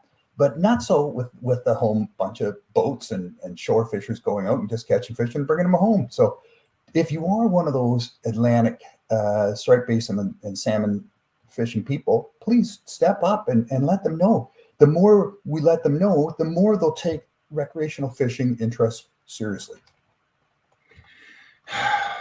Could I be a cynic and say for sure that we know that is it possibly that we provide them not enough information that they could suggest that the fishery's in trouble and go a different route, go do an end run? I think, they have this balancing act to do with how much goes to commercial, how much goes to indigenous, and how much goes to recreational, right? They have to split up the pie. And if they don't know who the stakeholders are and who they represent, it's the chances of being left out. And the other argument there is when they're thinking about establishing marine protected areas, where they're saying, okay, are we going to stop fishing here? Are we going to stop all fishing? Are we going to stop bottom fishing, trawl fishing, hook and line fishing? Depending on the marine protection area they're looking at. If they know there's a sizable recreational sport fishing industry going on there, and all the economic generation that relates to, they're going to think twice, right? They're going to think, well, let's understand this better. Let's understand the science. Let's study this before we inadvertently put the hammer down and stop it. And as I said, I asked the question as a devil's advocate because there's some great comments being said here in the comment section. Jay Priest is talking about the fish population will self-regulate to a certain extent. As the population drops to a certain level, it becomes unprofitable to continue to harvest. And as noted, the fishing vessels, and by I'm going to say exploitation, recreational anglers will move to new areas. Extrapolation will move to new areas and better fish populations as well. This will allow the depleted populations to rebound. Now, for sure, recreationally wise, I totally get that. But when you're having competing interests for the same, fish stock with commercial, seiners and trawlers and gill netters who can easily, put a huge dent into a population. And twice already, the striped bass population in Atlantic Canada has been decimated by commercial fishing, twice over the last 40 years. So, if we can avoid that from happening a third time, that would be great. Yeah, no, 100%. Right on, dude. We have time for a couple more. Okay. Red list. International Union for the Conservation of Natural Things. Comes out of those COP meetings, those COP 18, 28, and all those meetings, right? It's all about climate change and so on. So they've been doing red listing for terrestrial animals, for marine animals. Now, for the first time, they did freshwater fish. And Atlantic salmon came up with a big red flag. So no surprise there. But to get it onto that list, it's probably not a bad thing because maybe more people will start to look at how commercial fishing activity is happening around countries like Greenland and Norway, and where there's a lot of pressure put on our Atlantic salmon that go up there in the summer and feed and then get caught up in their nets and never make it back to Canada or the United States, right? So that's a huge problem facing the Atlantic salmon population right now. And so to get them on a red list is not a bad thing. It can build the pressure to have them control their fishing fleets and take less of an stop taking our damn fish, right? Just because they're in your territory for a little bit every summer doesn't mean you own them. No, no. But as I said, again, I hate to go back to the number, but we're talking about one country.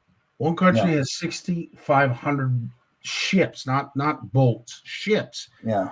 Then there's places like Norway, Portugal, European countries.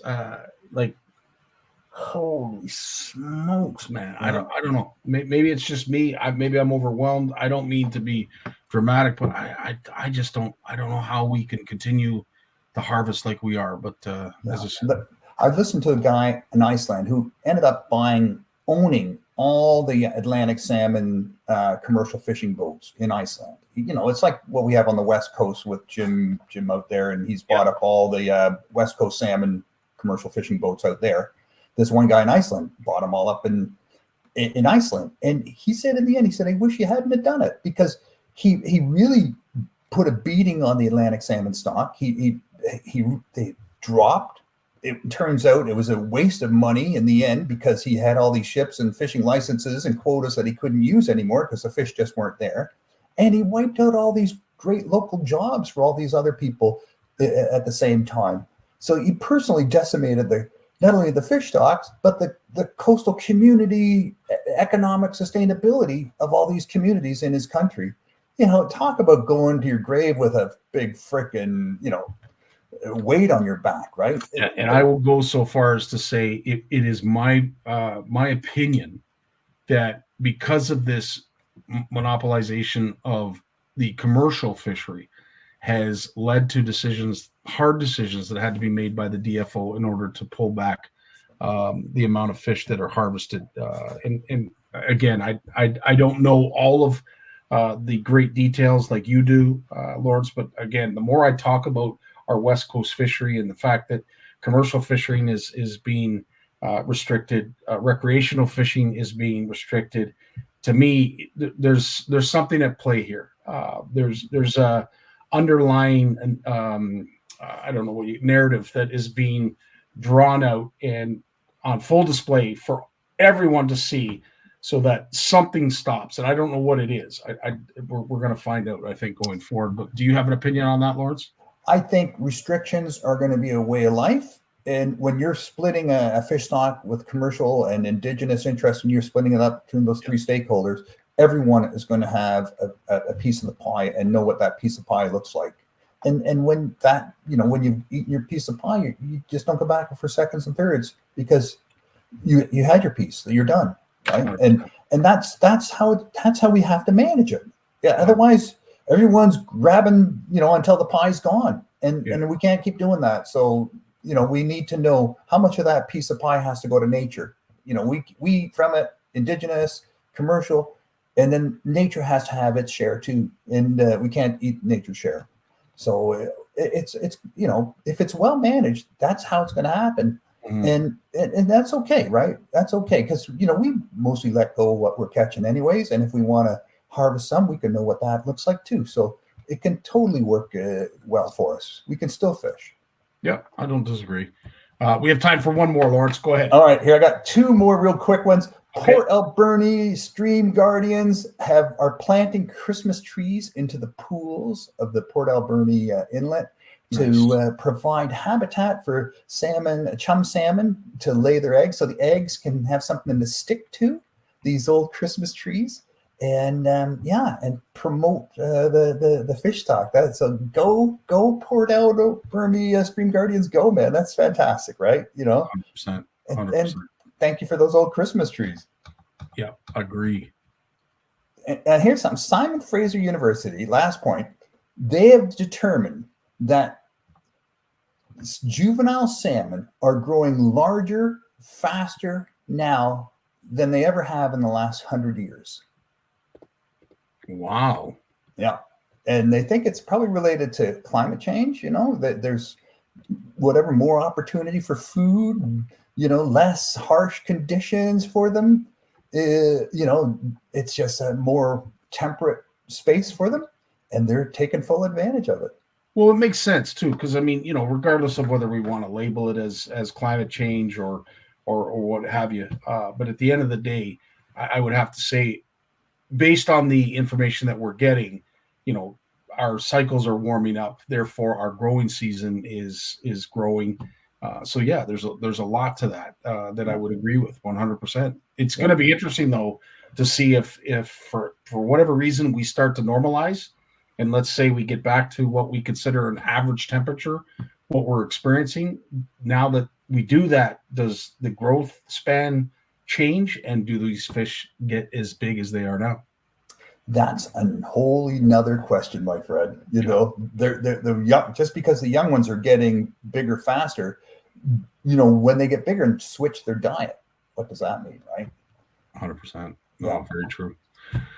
Lawrence, always a wealth of information. Again, your half hour just flies by because we are just bombarded with facts. But again, as Lawrence has mentioned, if you are looking to go back and look at this podcast, of course, it's available on Facebook on the Canadian Fishing Network. But also, you can go over to Bluefish Canada and Bluefish Radio. And as you said, Alexa, you could just say Bluefish Canada. What's the latest on Bluefish Radio? And you'll see this and many other topics being discussed from our good friend Lawrence and the various guests that he has on his show. Thanks, Scotty. Appreciate it, buddy. Right on, dude. You take care of yourself. All the best this week, my friend. Thanks, man. We got Jay Barnucz coming up right after a word from his sponsor, which I want you folks to have a look at. This looks like a really incredible bait.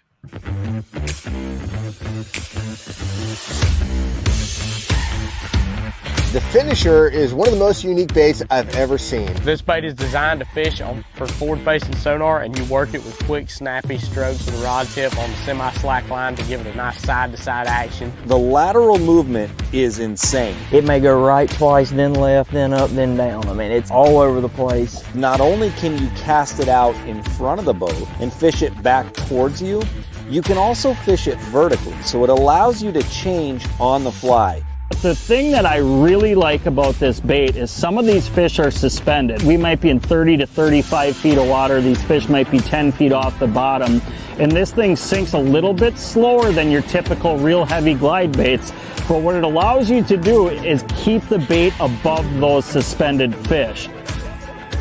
You see a fish on your sonar and it might be out there 80, 90, 100 feet. This thing casts like a little bullet. It also gets down to the fish very fast because it tends to tilt nose down and it sinks. I can keep it down there in the strike zone and work it side to side, super aggressive. Man, it generates a bunch of bites. It really is amazing at getting fish to react that you would not catch otherwise. That is a sexy looking bait, Jay. Can you give us a little bit more information on it? Yeah, so it's actually pretty cool, Scotty. It looks really cool. So Berkeley has, and a lot of companies have done this. They've jumped on board with forward-facing sonar, and they've done some pretty cool designs. The Finisher is one of them, and some of the inspiration from these designs that are coming out are actually from the ice fishing world, believe it or not. So, when you see some of these ice fishing baits that we use, like baits come to mind like the chubby darter, for example, Scotty. So when you jig the darter, it comes up, but it'll spiral down, right? And there's a lot of different versions of that. So these baits, the Finisher is not exactly like the darter. It's kind of a hybrid between the chubby darter and like a blade bait. So the blade bait has the vibration, the chubby darter has that glide, and the Finisher does a bit of both. It has the tight wiggle like a glide bait, and it also wants to sort of sway around. And the idea is that it's a very dense material it's made out of, so it gives a good signal on the forward-facing sonar. So when you throw it out towards a fish, you can work that bait down and then basically work that bait back to you. The trick with forward-facing sonar fish, Scotty, is really what it comes down to is most of our baits that we throw, like a crankbait or a jerkbait, everything wants to go down. What have we learned in ice fishing?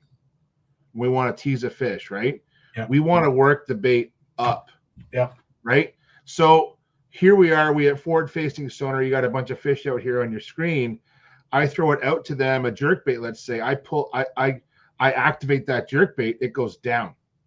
But a lot of the fish, the more aggressive ones, they want to come up. The more aggressive fish are more prone to come up out of the school versus chasing something down. And that's where the finisher comes in, where you can work it above the fish. Berkeley actually came out. It's pretty cool. Last week, they actually had all of the Berkeley pros and a lot of their scientists. They went to NASA in Houston. And Mercer was the MC, and Dave, basically they did panel discussions, but they did this huge launch at NASA in the auditorium there with all the Berkeley pros, the sales guys, and the scientists that developed these baits. And it was all focused around forward-facing sonar. They've really bought into selling it. The other bait that they're promoting right now is called the Krej. So it's spelled Krej, or jerk, spelled backwards.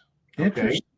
Yeah. So I'm gonna see here, Scotty, if I can actually do this. While you're looking at that, so one of the things I like about the finisher, and of course being a walleye lover, I find most of my fish hit on the fall.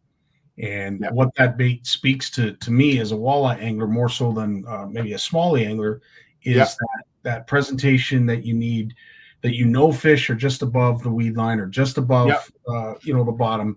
You tick the bottom once, you know what your cadence is, and you'll be able to drop that bait into the strike zone every time you go to lift your tip.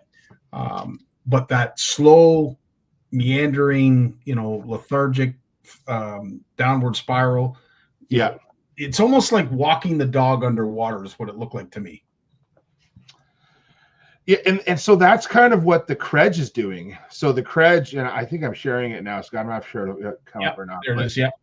So this is the Berkeley Krej, and it's basically you take, and I see Justin, you've responded here, the Berkeley Stunna jerk bait. So it's basically the Stunna body, a little bit different. But you can see here, Scotty, how the lip is turned up. The weight system within the Stunna is forecasting it. It actually has the weights more to the back of the bait. So what you do here is when you throw it out, you spot fish on your sonar. And I think this is going to be a great bait even without forward-facing sonar. And hear me out for a minute. I do a lot of shallow water smallmouth fishing. It's very visual. And if I'm working a jerk bait, that jerk bait always wants to go down. Now what I can do is I can throw this bait out. It's going to have a slow sink, and it's actually going to sink away from me, like the old school flying lure. Mm-hmm. That's kind of what I think about when I hear about this technology. And then when you pull it up, it'll rise to the surface, and then it'll sink back down. So whatever fish is following it, it's fluttering back towards that fish. So on a forward-facing sonar, you can see your return. You can see your image as the bait's fluttering down. You can actually watch fish come up to it. But even in shallow water situations, I fish a lot of jerk baits in less than 10 feet of water. And honestly, Scotty, anything less than 6 feet, periodically, that bait's going to scrape the bottom, get algae on it, get fouled. This bait will allow me to actually work those shallow smallmouth that I'm sight fishing without ever getting close to the bottom if I don't want it to. So, just kind of, these are some of the, and these aren't the only companies coming out with stuff. Berkeley and others are going to have more baits designed for forward-facing sonar. And this is where we're at now, man. It's really, I don't think it's going away. And I know we're going to talk about it tonight, a little more detail, but I think it's respecting what forward-facing sonar is and what it can do. And also it can't do everything, but it's definitely a cool tool to learn about fish and learn about fish behavior. I had a great conversation with a good friend of mine last week at a bass club meeting. And he's not a scientist, or a biologist, but he fishes a lot, and he's very good with his electronics. He just has a knack for it. And he fishes a lot of Lake Erie smallmouth like I do. And so we were discussing about forward-facing sonar. And he's got Humminbird 360, and he's got Garmin, and he's got Lowrance forward-facing sonar. So his boat has all the toys you'd want. And we were talking about forward-facing sonar and having some, and there was others in the room. It was a good debate, good, healthy debate. We weren't talking about the bad of it. It was more about how it can be used as opposed to should we use it or not. And my buddy was telling me what he loves is he loves Humminbird 360, especially when it's less than 10 feet of water. In less than 10 feet, it's hard to get a good return on forward-facing sonar because it's hitting that bottom too quick. And then even in perspective mode, which is the sort of the sight, sort of perspective mode on a forward-facing sonar is kind of like Humminbird 360. But my experience with Humminbird 360 is that you basically, it's like side scan, but on a radar, right? Going around. And I think the image is way better. And I think you can see the fish clearer and the cover clearer on Humminbird 360. But having both Humminbird 360 and like a live scope version, whether it's Mega Live, Humminbird makes, or Garmin's, I think both of them together is really a great complement to each other. But we're talking $5,000 and $6,000 investments here. You know? And it's interesting you say that because we had because of Jim, we had Greg DePalma on Thursday. Really interesting conversation that we had, and we talked about just that. And one of the advice that he gives, if you can afford it, buy both the 360 and the forward-facing sonar. And the reason is because they complement each other, and they both have aspects, to your point that you just mentioned, that the other one can't do. So I know it's unethical. It's not my wheelhouse to tell people to go out and spend $6,000, $7,000, $8,000. But if you do have the money, it would be in your best interest to buy both. I think so too. I think, and that, by the way, that was a great interview you did with Greg. And I've really been a big admirer of Greg and his ability to, so he did really well in kayak tournaments last year and at the professional tour level, right? And it shows how some anglers are just good anglers. Doesn't matter where you put them. They are, I use the term natural anglers. Doesn't matter what boat you put them in. Greg goes from a 20-foot bass boat to a 13-foot kayak, and he can compete at the upper level of both. And I'm not saying the kayak fishing field that I'm talking about, these are the best sticks in the kayak world, and Greg's competing against them. It's amazing. It's really cool. Yeah, it absolutely is. And very genuine individual. As I said, extremely welcoming, and we had a good conversation after. And needless to say, I'm looking forward to having him on again. We're hoping that he puts a few more wins under his belt so that we could feature some of those videos of him holding up trophies and fish and what have you. But needless to say, I can see why he does well. I've always been a firm believer that good things happen to good people, and he's one of them. So you want to talk about barotrauma, Scott? Do we really want to talk about? So we possibly can't cover it off in one night. But because every week, so we've been talking offline about this, dude, so I'll share a video with you, right? And then you'll share a video with me or a quote from something. And it seems like every third day, something new comes out, new video comes out. And the videos aren't meant to rebut each other. They're more meant, I think, to complement each other. But we were saying before the show, if anyone, and this is no knock against Aaron Weeb, Michigan or Minnesota DNR, or anyone else who's done these crappy barotrauma videos, for anyone listening, just a little background. Aaron Weeb did a comment video, sort of an editorial piece on Michigan DNR. Michigan DNR did a barotrauma study where they looked at the impacts of barotrauma on crappie in different depths.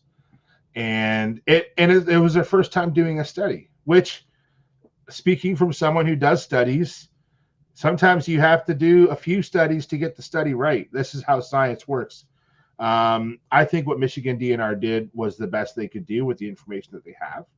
And I think their findings are defendable to a point, but they could have done things a bit better.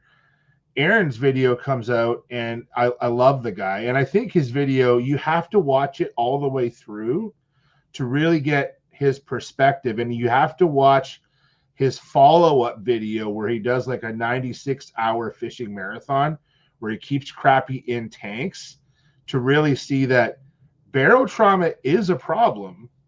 And let's just talk about that elephant in the room.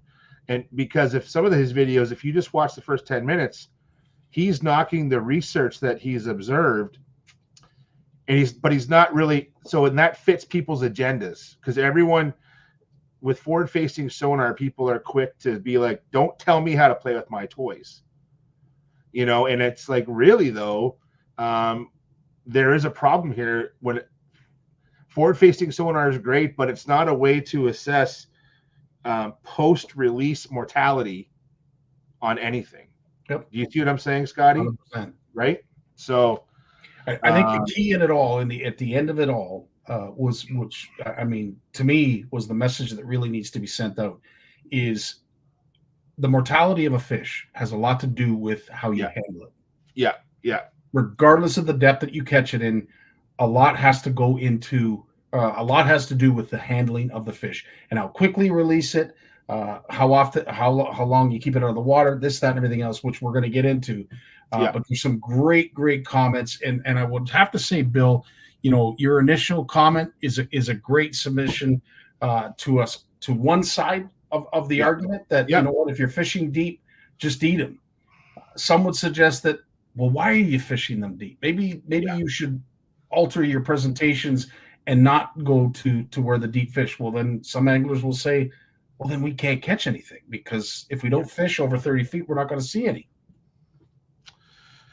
Yeah. So, Bill, you made a couple great points. So your one point about Aaron just kept 5 out of 6 crappie alive for 4 days from 30 feet. If you watch that video, which is true, he did do that, but he also had to attach weights to those fish to keep them on the bottom of that tank, which suggests he should be using a descending device probably to release crappie properly.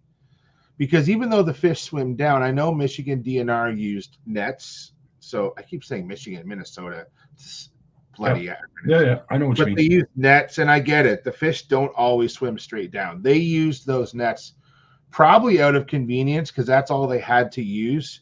Because how do you assess where that fish has gone outside of those areas without tagging those fish? And by tagging those fish, you're causing another stressor. What should be happening is you should be tagging these fish. If I had to do this study, again, and I've thought a lot about this, Scotty, here's what I would do.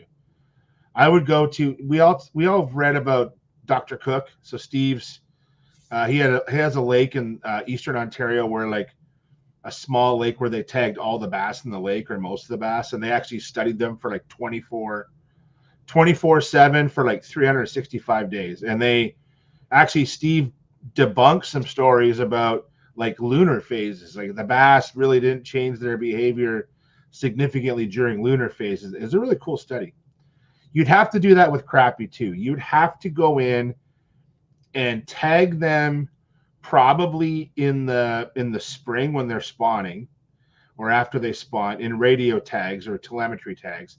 And then you'd have to release them and let them be normal for like the entire year, and then go there in the winter and ice fish for them, and then release them, and then the tags will tell us where they go.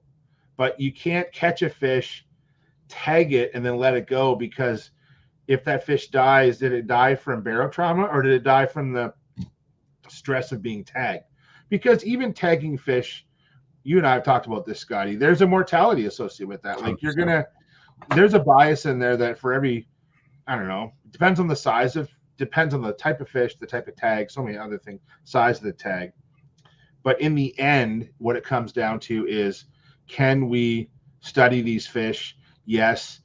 How's the best way? I think tagging them is the best way, but you'd have to plan this study out for months to do it properly. And just so everyone knows, the way these tags work, if we're using, probably the best way to do these tags would be to use acoustic tags, What acoustic tags are is we can set, so that's my big Tervis cup, but the antennae are about the size of a Tervis cup, okay, a little bigger.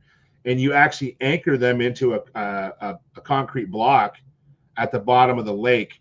And then what happens is, picture a funnel coming out of here. That's your, just like your cone angle on a fish finder, Scotty. It sends out sound waves. It's listening, has a listening beacon here, right? And then what happens is as a crappie swims over, it sends a signal down to the receiver. And you can have these all around the lake, deep and shallow. And basically what happens is your whole lake becomes a network of listening devices. And as that fish moves around the lake and it pings from different listening devices, the science in it tells us where that fish is in 3 dimensions based on the signals it sends to multiple listening devices, okay? That's how it have to be done. This would literally cost, to do it well, unless it was, if there wasn't a lake already set up for this, $100,000 to do it properly, right? So it's tough. What we're finding though is, in the end, and I think the DNR did a good job of this in their study, it showed that the deeper you fish for these things, the more barotrauma symptoms are shown. And I think like some of the cutoffs were like anything deeper than like 28 feet. They were having issues with severe issues with barotrauma. And as you went shallower, there was less issues with barotrauma. I think that is the message. And it is. I agree. And I think the message that also needs to be figured out is, and I don't know if you can address it so that it can umbrella over all lakes and all situations, but I think initially I was under the belief as a young angler that 50 feet was the threshold, that anything over or deeper than 50 feet, you don't want to fish for because it's going to be dead the minute you pull it to the surface. Yeah. That has slowly changed and evolved. And the more science that we do, we have found out that magic number, which we then thought was 40, then became 33, then became 30. Now there are arguments to say that 15 becomes the threshold, that anything deeper than 15, we have to be extra cautious when it comes to barotrauma. So the science is it's there. It's not definitive, unfortunately, because every water body is different. You talk about moon cycles, current, oxygen, water temperatures. Like there's a whole host of variables that have to be taken into consideration. But the fact that Aaron was fishing in the winter, where there is a lot less variance in water temperature. At that point, usually the lake is flipped over. But needless to say, there were a lot of good things that he did. The explanation at the end, especially the debunking that he did with my buddy Brett, it was really interesting to get to the meat and potatoes of what it was that he was trying to achieve. And in the end, it's exactly what you just said. The deeper you fish, the better the chance the fish can't be released as a viable fish. And that's the key. Every fish can be released. Whether it's viable is a totally different story. And I think let's remember too, we're not just talking about, so fish like crappies and perch and bass, so yellow perch and smallmouth bass, largemouth bass, even walleye, these are all centrarchids and members of like the spiny rayed fish family. They're not able to dispel built up air in their bladders. Lake trout can, salmonids can do that. We know Lakers burp. We've always heard that. Whitefish can handle it okay as well. When we're getting into the spiny rayed fish, they just can't handle changes in pressure very easily. And fishing for them at depths, even if we're going to release them, I've had anglers reach out to me recently asking me like, and this isn't, don't take this wrong, there's no dumb questions out there, but they're like, well, if its eyes are bugged out, that means I can't release them. I'm like, you probably should. Like the responsible thing to do is, and this is why we actually have limits as well, is that if we catch a fish and we have to keep it, then we're protected, because if we fish for things we aren't allowed to keep and then we injure that fish, all we're left to do is let it go injured. Well, that's not responsible. That's not being a responsible angler. So we're better off to keep them. And I think that if you're going to go out and fish for fish and greater than, to me, I think 20 feet from my personal experience, Scotty, I think anything deeper than about 20 feet, you risk causing harm to some of these fish long term. So you got to make a choice. If you're going to fish deeper than 20 feet, be prepared to keep some fish, and know what your limits are, you know? So speaking, before we get to some of the ways, like some of the I want to say perhaps misconceptions, questions that folks have that maybe need answers to, let's first talk about the species of fish that are more susceptible to this barotrauma. We've talked about the bass family, sunfish, crappie. I mean, let's face it, all of them are susceptible. As we know, walleye are susceptible. White bass are susceptible. We've seen yellow perch. There's lots of examples of yellow perch having barotrauma. Are there any other fish that we're missing? Like, does muskie, does pike, does sturgeon have barotrauma?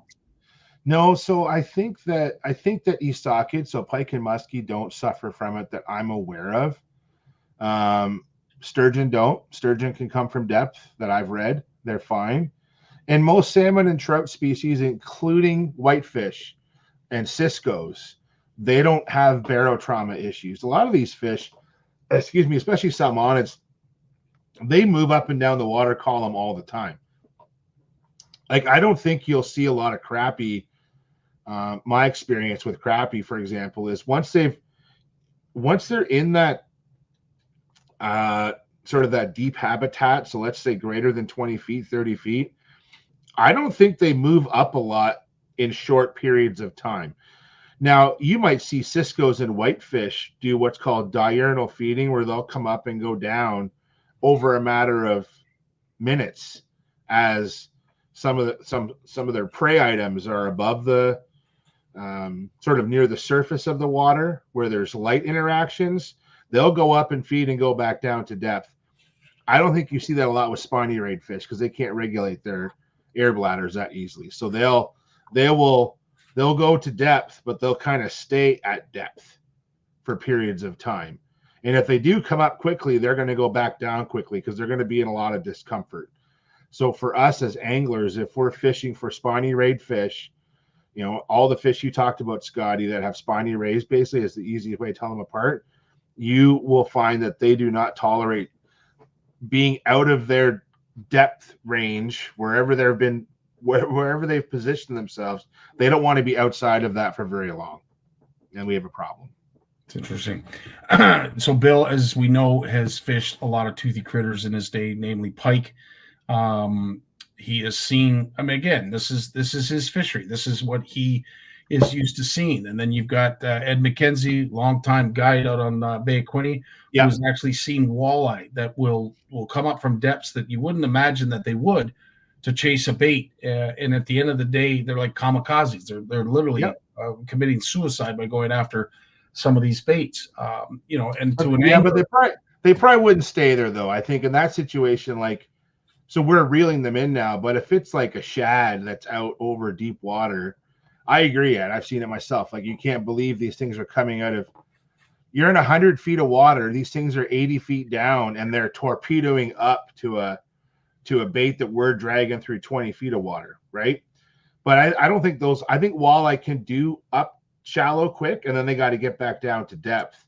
It's by us keeping them up there, they don't do as well. Walleye can be fizz like a bass. It's not quite the same location with the air bladder, but it can be done. It's just not often talked about though. I don't think a lot of anglers fizz too many walleye. They seem to recover from barotrauma a little better than bass do, but it is a problem for walleye for sure. So here's the thing too. When it comes to fizzing, I know there's been some questions already in the comments about, how do you fizz a walleye? How do you fizz a bass? And to your point, Jay, I didn't realize that you can landmark, the fourth ray on a bass to its anus and then draw a line from its pectoral fin along the lateral line, and that's where you poke the needle. Whereas a walleye, you flip it on its back, and it's near the anus that you pop the air bladder. So it's completely different. The landmarking is the reason why we don't advise it. We don't want to give you the information on how to do it, because Here's one of the things that I want to bring up. It's great that you fizz a walleye. It's great that you fizz a bass. But then what are you putting it back in? Are you putting it back in the body of water, or are you putting it in the live well? Because here's the thing that a lot of people don't realize. When you're catching a fish that's in 20 plus feet of water, it's in a water column that's completely different than the surface where your aerator or your live well is drawing that water in. So could I be so bold as to say, in that kind of situation, does it really matter if you fizz the fish, because you're recuperating in water temperature that it's not used to? Yeah, that's a tough one. So good points. I think, Scotty, with how do I want to say this? Honestly, man, when you're looking at treating these fish, and your points are all good, what I think a lot about is if we release, I think the general rule that we all appreciate is if you release these things right away. So you catch it, unhook it, even a quick picture, let it go back. And I'm thinking of late season smallmouth, late season walleye in the Great Lakes, right? But still, even then, there's still instances, and Ed mentioned one here, where sometimes you reel these things up as fast as you can to get them back down to depth, and their eyes are still bugging out of their head, right? It happens. It sucks. But I think what we need to be aware of, though, is, and this is kind of where I take issue is, and I've done it before, and I've done this before I had more information on barrel trauma and things. So I'm not going to say that I haven't done it, and I have. But, boxing the fish for victory photos at the end of the day, and you don't intend to keep those fish. If you're going to keep fish, go for it. But I think keeping fish, fizzing them because you're going to keep them in your live well for pictures later and then let them go, I don't think that's the best way to manage fish. I think that's wrong. I think that it's okay to have to fizz fish, but I think if you're fishing that time of year or in those locations where fizzing basically has to happen, maybe you shouldn't be fishing in those locations if that's an issue, right? What do you think, Scotty? Well, you know what? This is the slippery slope that we're on. And of course, we would never in a million years suggest people not fish. And I don't want that to be the message. Do we have to be ethical? Do we have to be mindful? Absolutely. And I think when we know this, and the folks that are, in the chat that are listening to this, you guys are all educated. Like a guy like Ed McKenzie's had, I don't know how many years, but far more years on the water than I have. So he's seen what happens, and he's learned by trial and error. Some of the others, like Sparkus, same thing. He mentions you can call bass and walleye 100%. Yeah. My only concern is when we go to cull them, we are bringing them back to life, or we're allowing them to regain their strength in a live well that is taking surface water.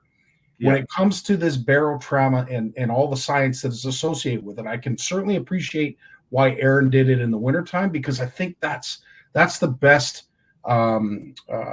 laboratory, if you will, to gauge the success of it. Because if you do this same test in the summertime, I think the results are drastically different.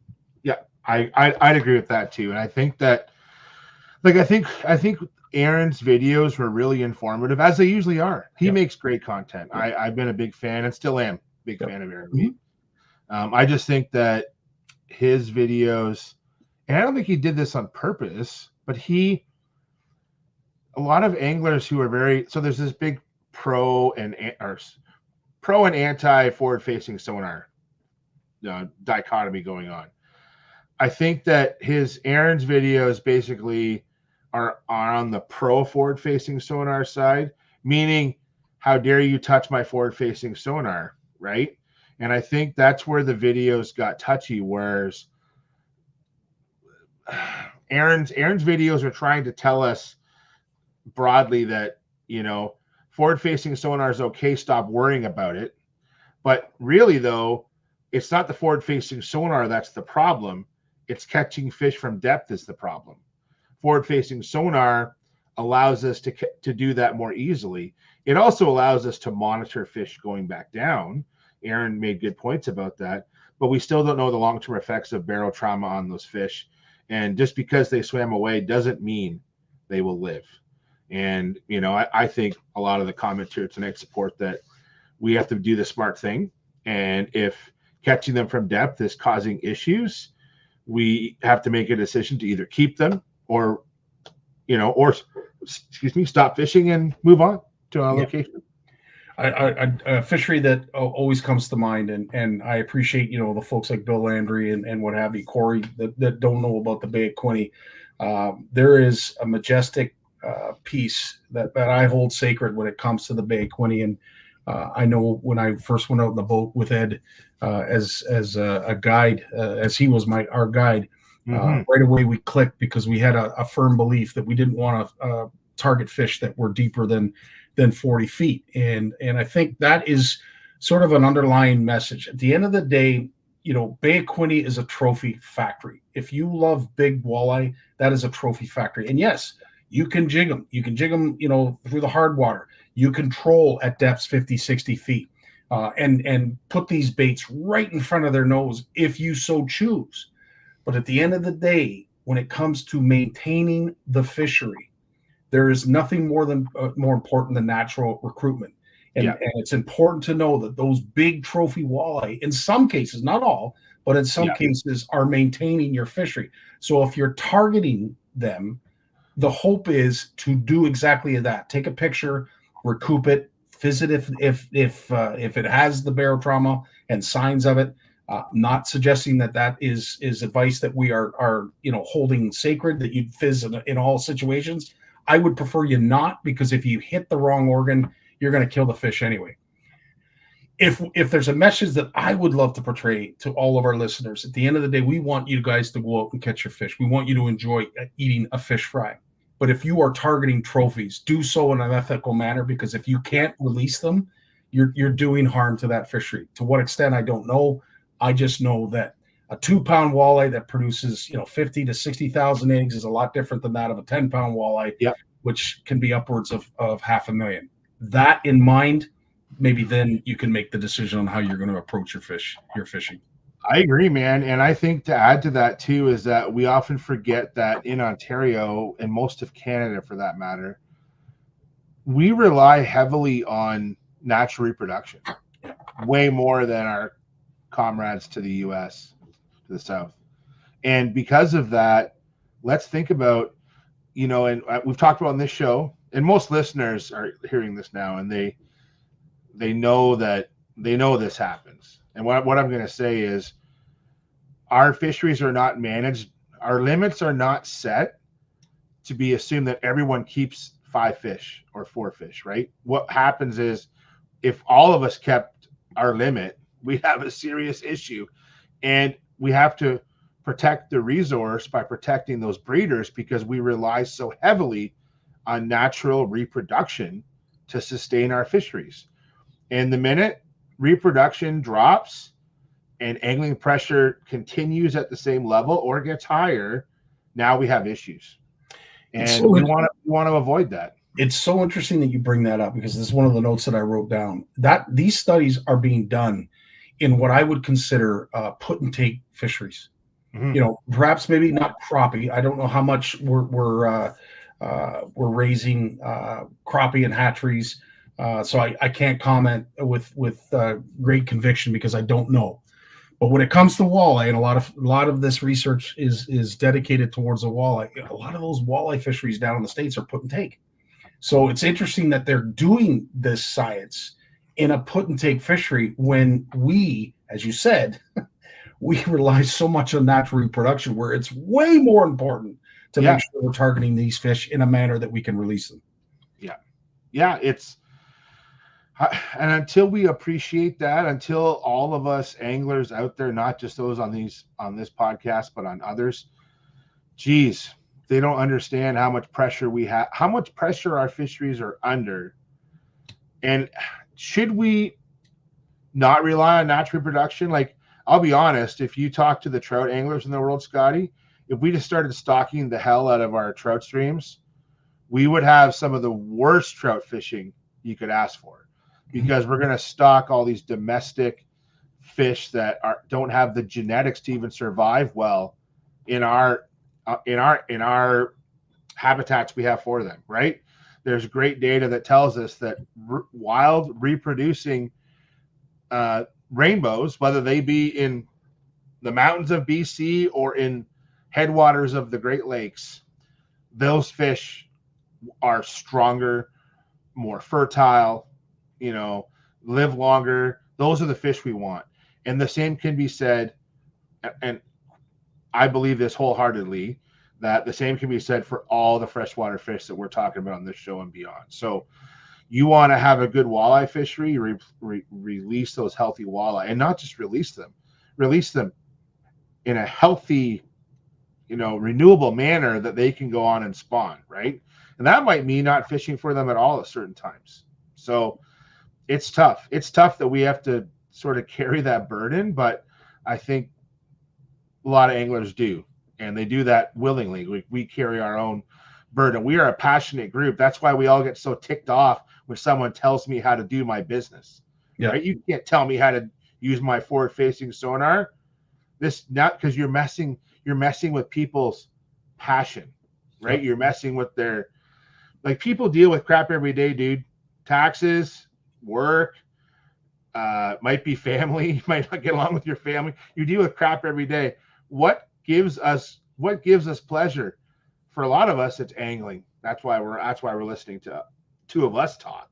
100%. And when you start messing with their angling, they get grumpy. That's the problem. That's just it. And you know what? I think most adults don't appreciate being told what to do.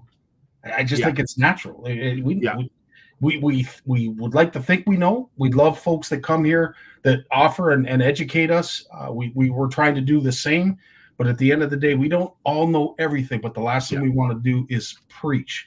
But George, I have to say that what I know the point you're trying to get at, but there's a lot of common sense in this. Yeah. Why not go to a body of water that we know has a healthy population of whatever fish it is that we're targeting? That makes perfect sense because, again, we get back to, Bill talking about crappie and will their population stunt like perch? Absolutely. As soon as you have overpopulation, yes, they will get stunted. It's inevitable.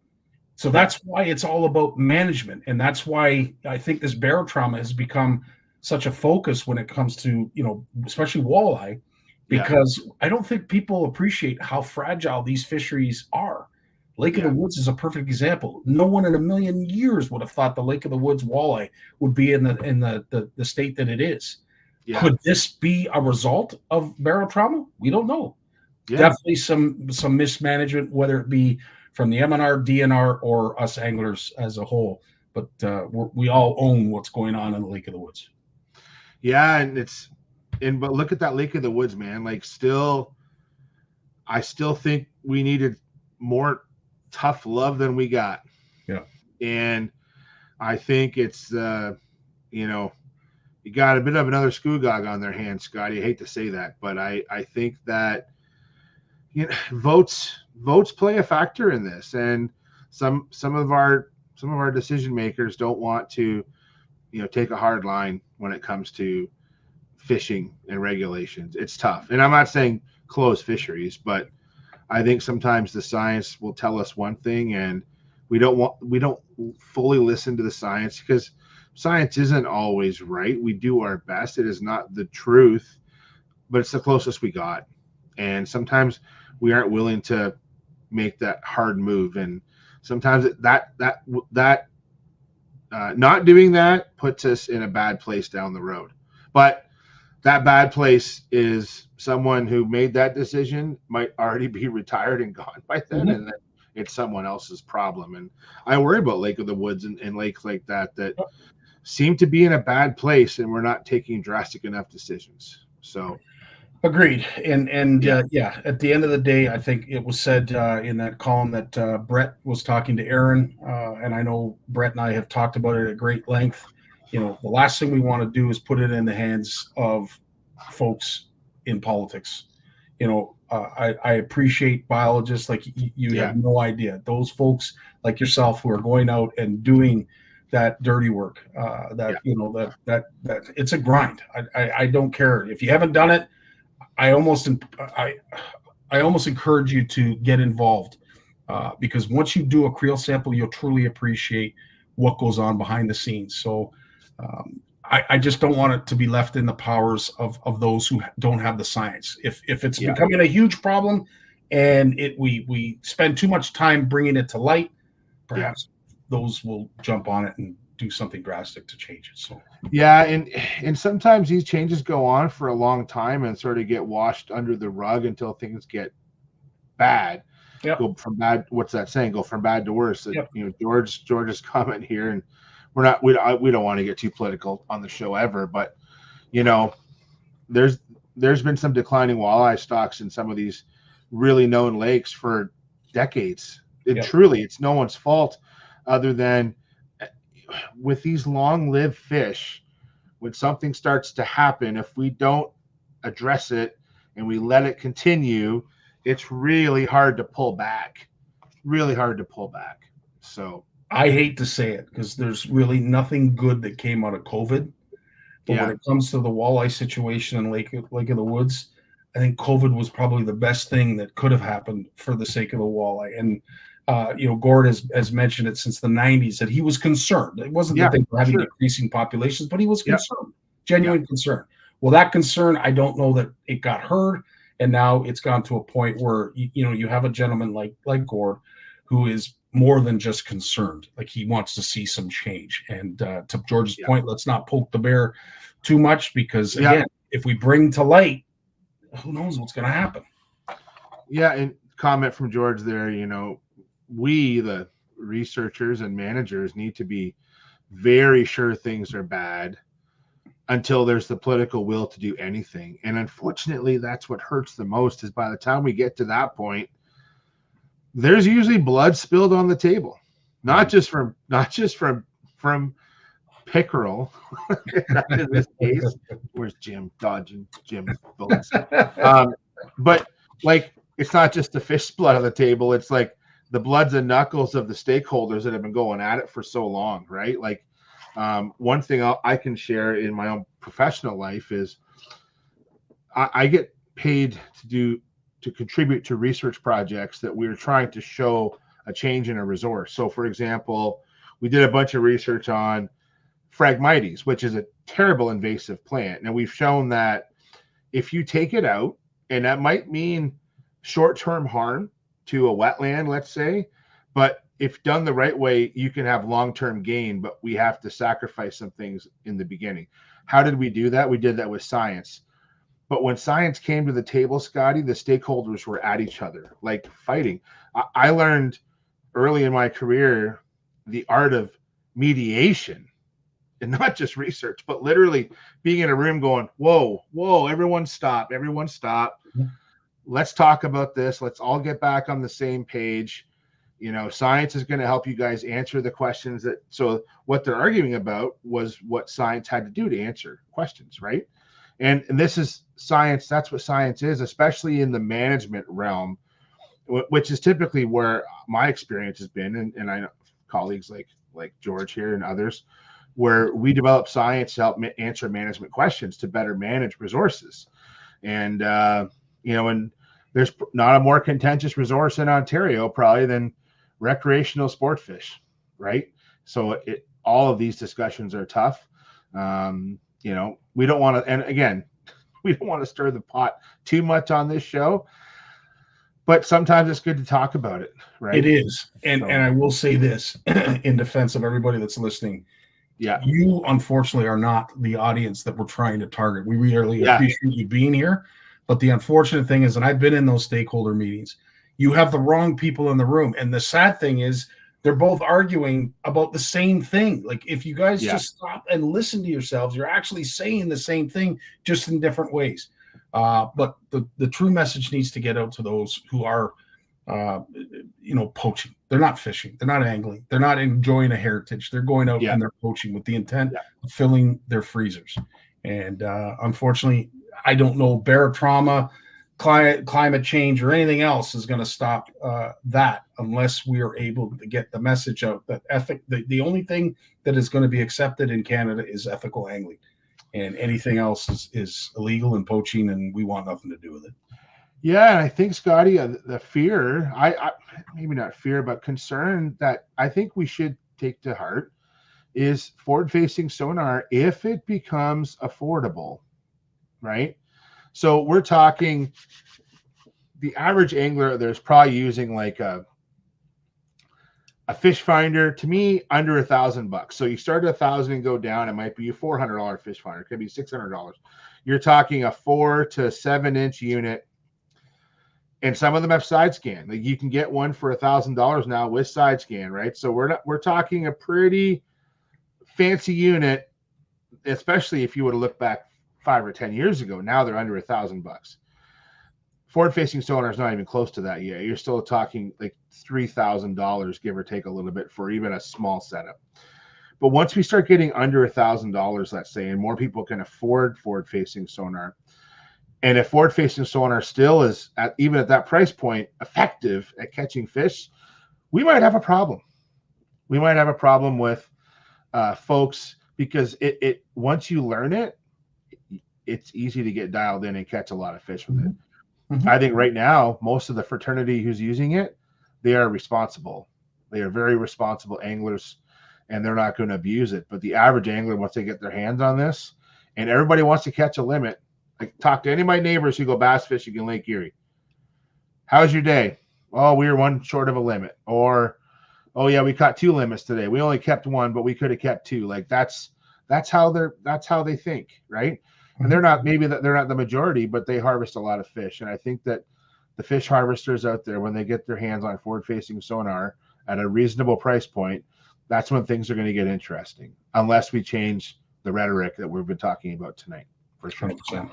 Yeah. Jay, as always, a wealth of information. There was a few things that I had queued up that I don't even think we have to play at this point, because I think we've done a great job. All good, man.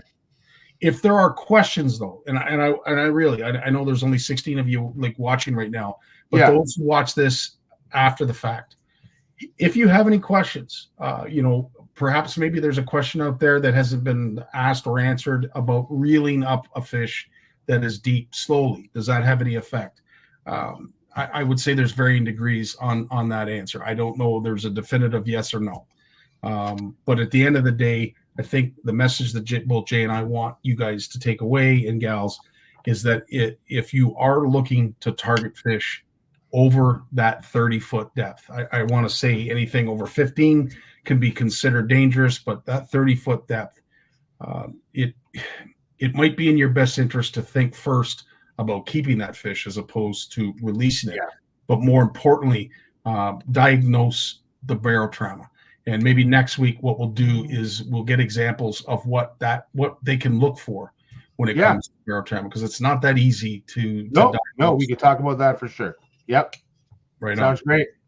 Well, as always, Jay, thanks so much for your time, buddy. You have yourself a great week, and keep in touch and keep up the great work. See you guys. We'll talk to you next week. What a great topic. What a great show. Lots, as I said, 2 hours and 23 minutes isn't often that we get to that point. So again, thanks for everybody who stuck around. We're going to talk about barotrauma again next week, but perhaps maybe we'll discuss are the signs, symptoms, things that you can look for when it comes to fizzing, maybe landmarking, that kind of stuff. We'll get into a little bit more detail as long as you folks allow us. Because the last thing I want this to turn into is basically what's going on in our industry right now when it comes to it. I mean, it should be a discussion. It shouldn't be an argument. Shouldn't be a conflict. Shouldn't be a fight. It should be a discussion. And some of the stuff that you guys mentioned, awesome, absolutely awesome. So as that is the end of our show, I bid you guys a great week. Love you all. You guys take care of yourselves. Enjoy the hard water if you're able to get out on the hard water. As Dave Chong mentioned, there is no safe ice. Just try and find the ice that holds you, that's 4 inches and then some. In the meantime, you guys all take care of yourself. Have a great week, as I mentioned, and we will see you. When are we going to see you next? Well, I don't know, Monday for sure. In the meantime, all the best. Take care. Dave, it's time. Take us away. Well, as much as I hate to admit it, I guess we've run out of time. So I've enjoyed it, but I'm going to do something I haven't done since season 1. Turn out the lights, the party's over. They say that all good things must end.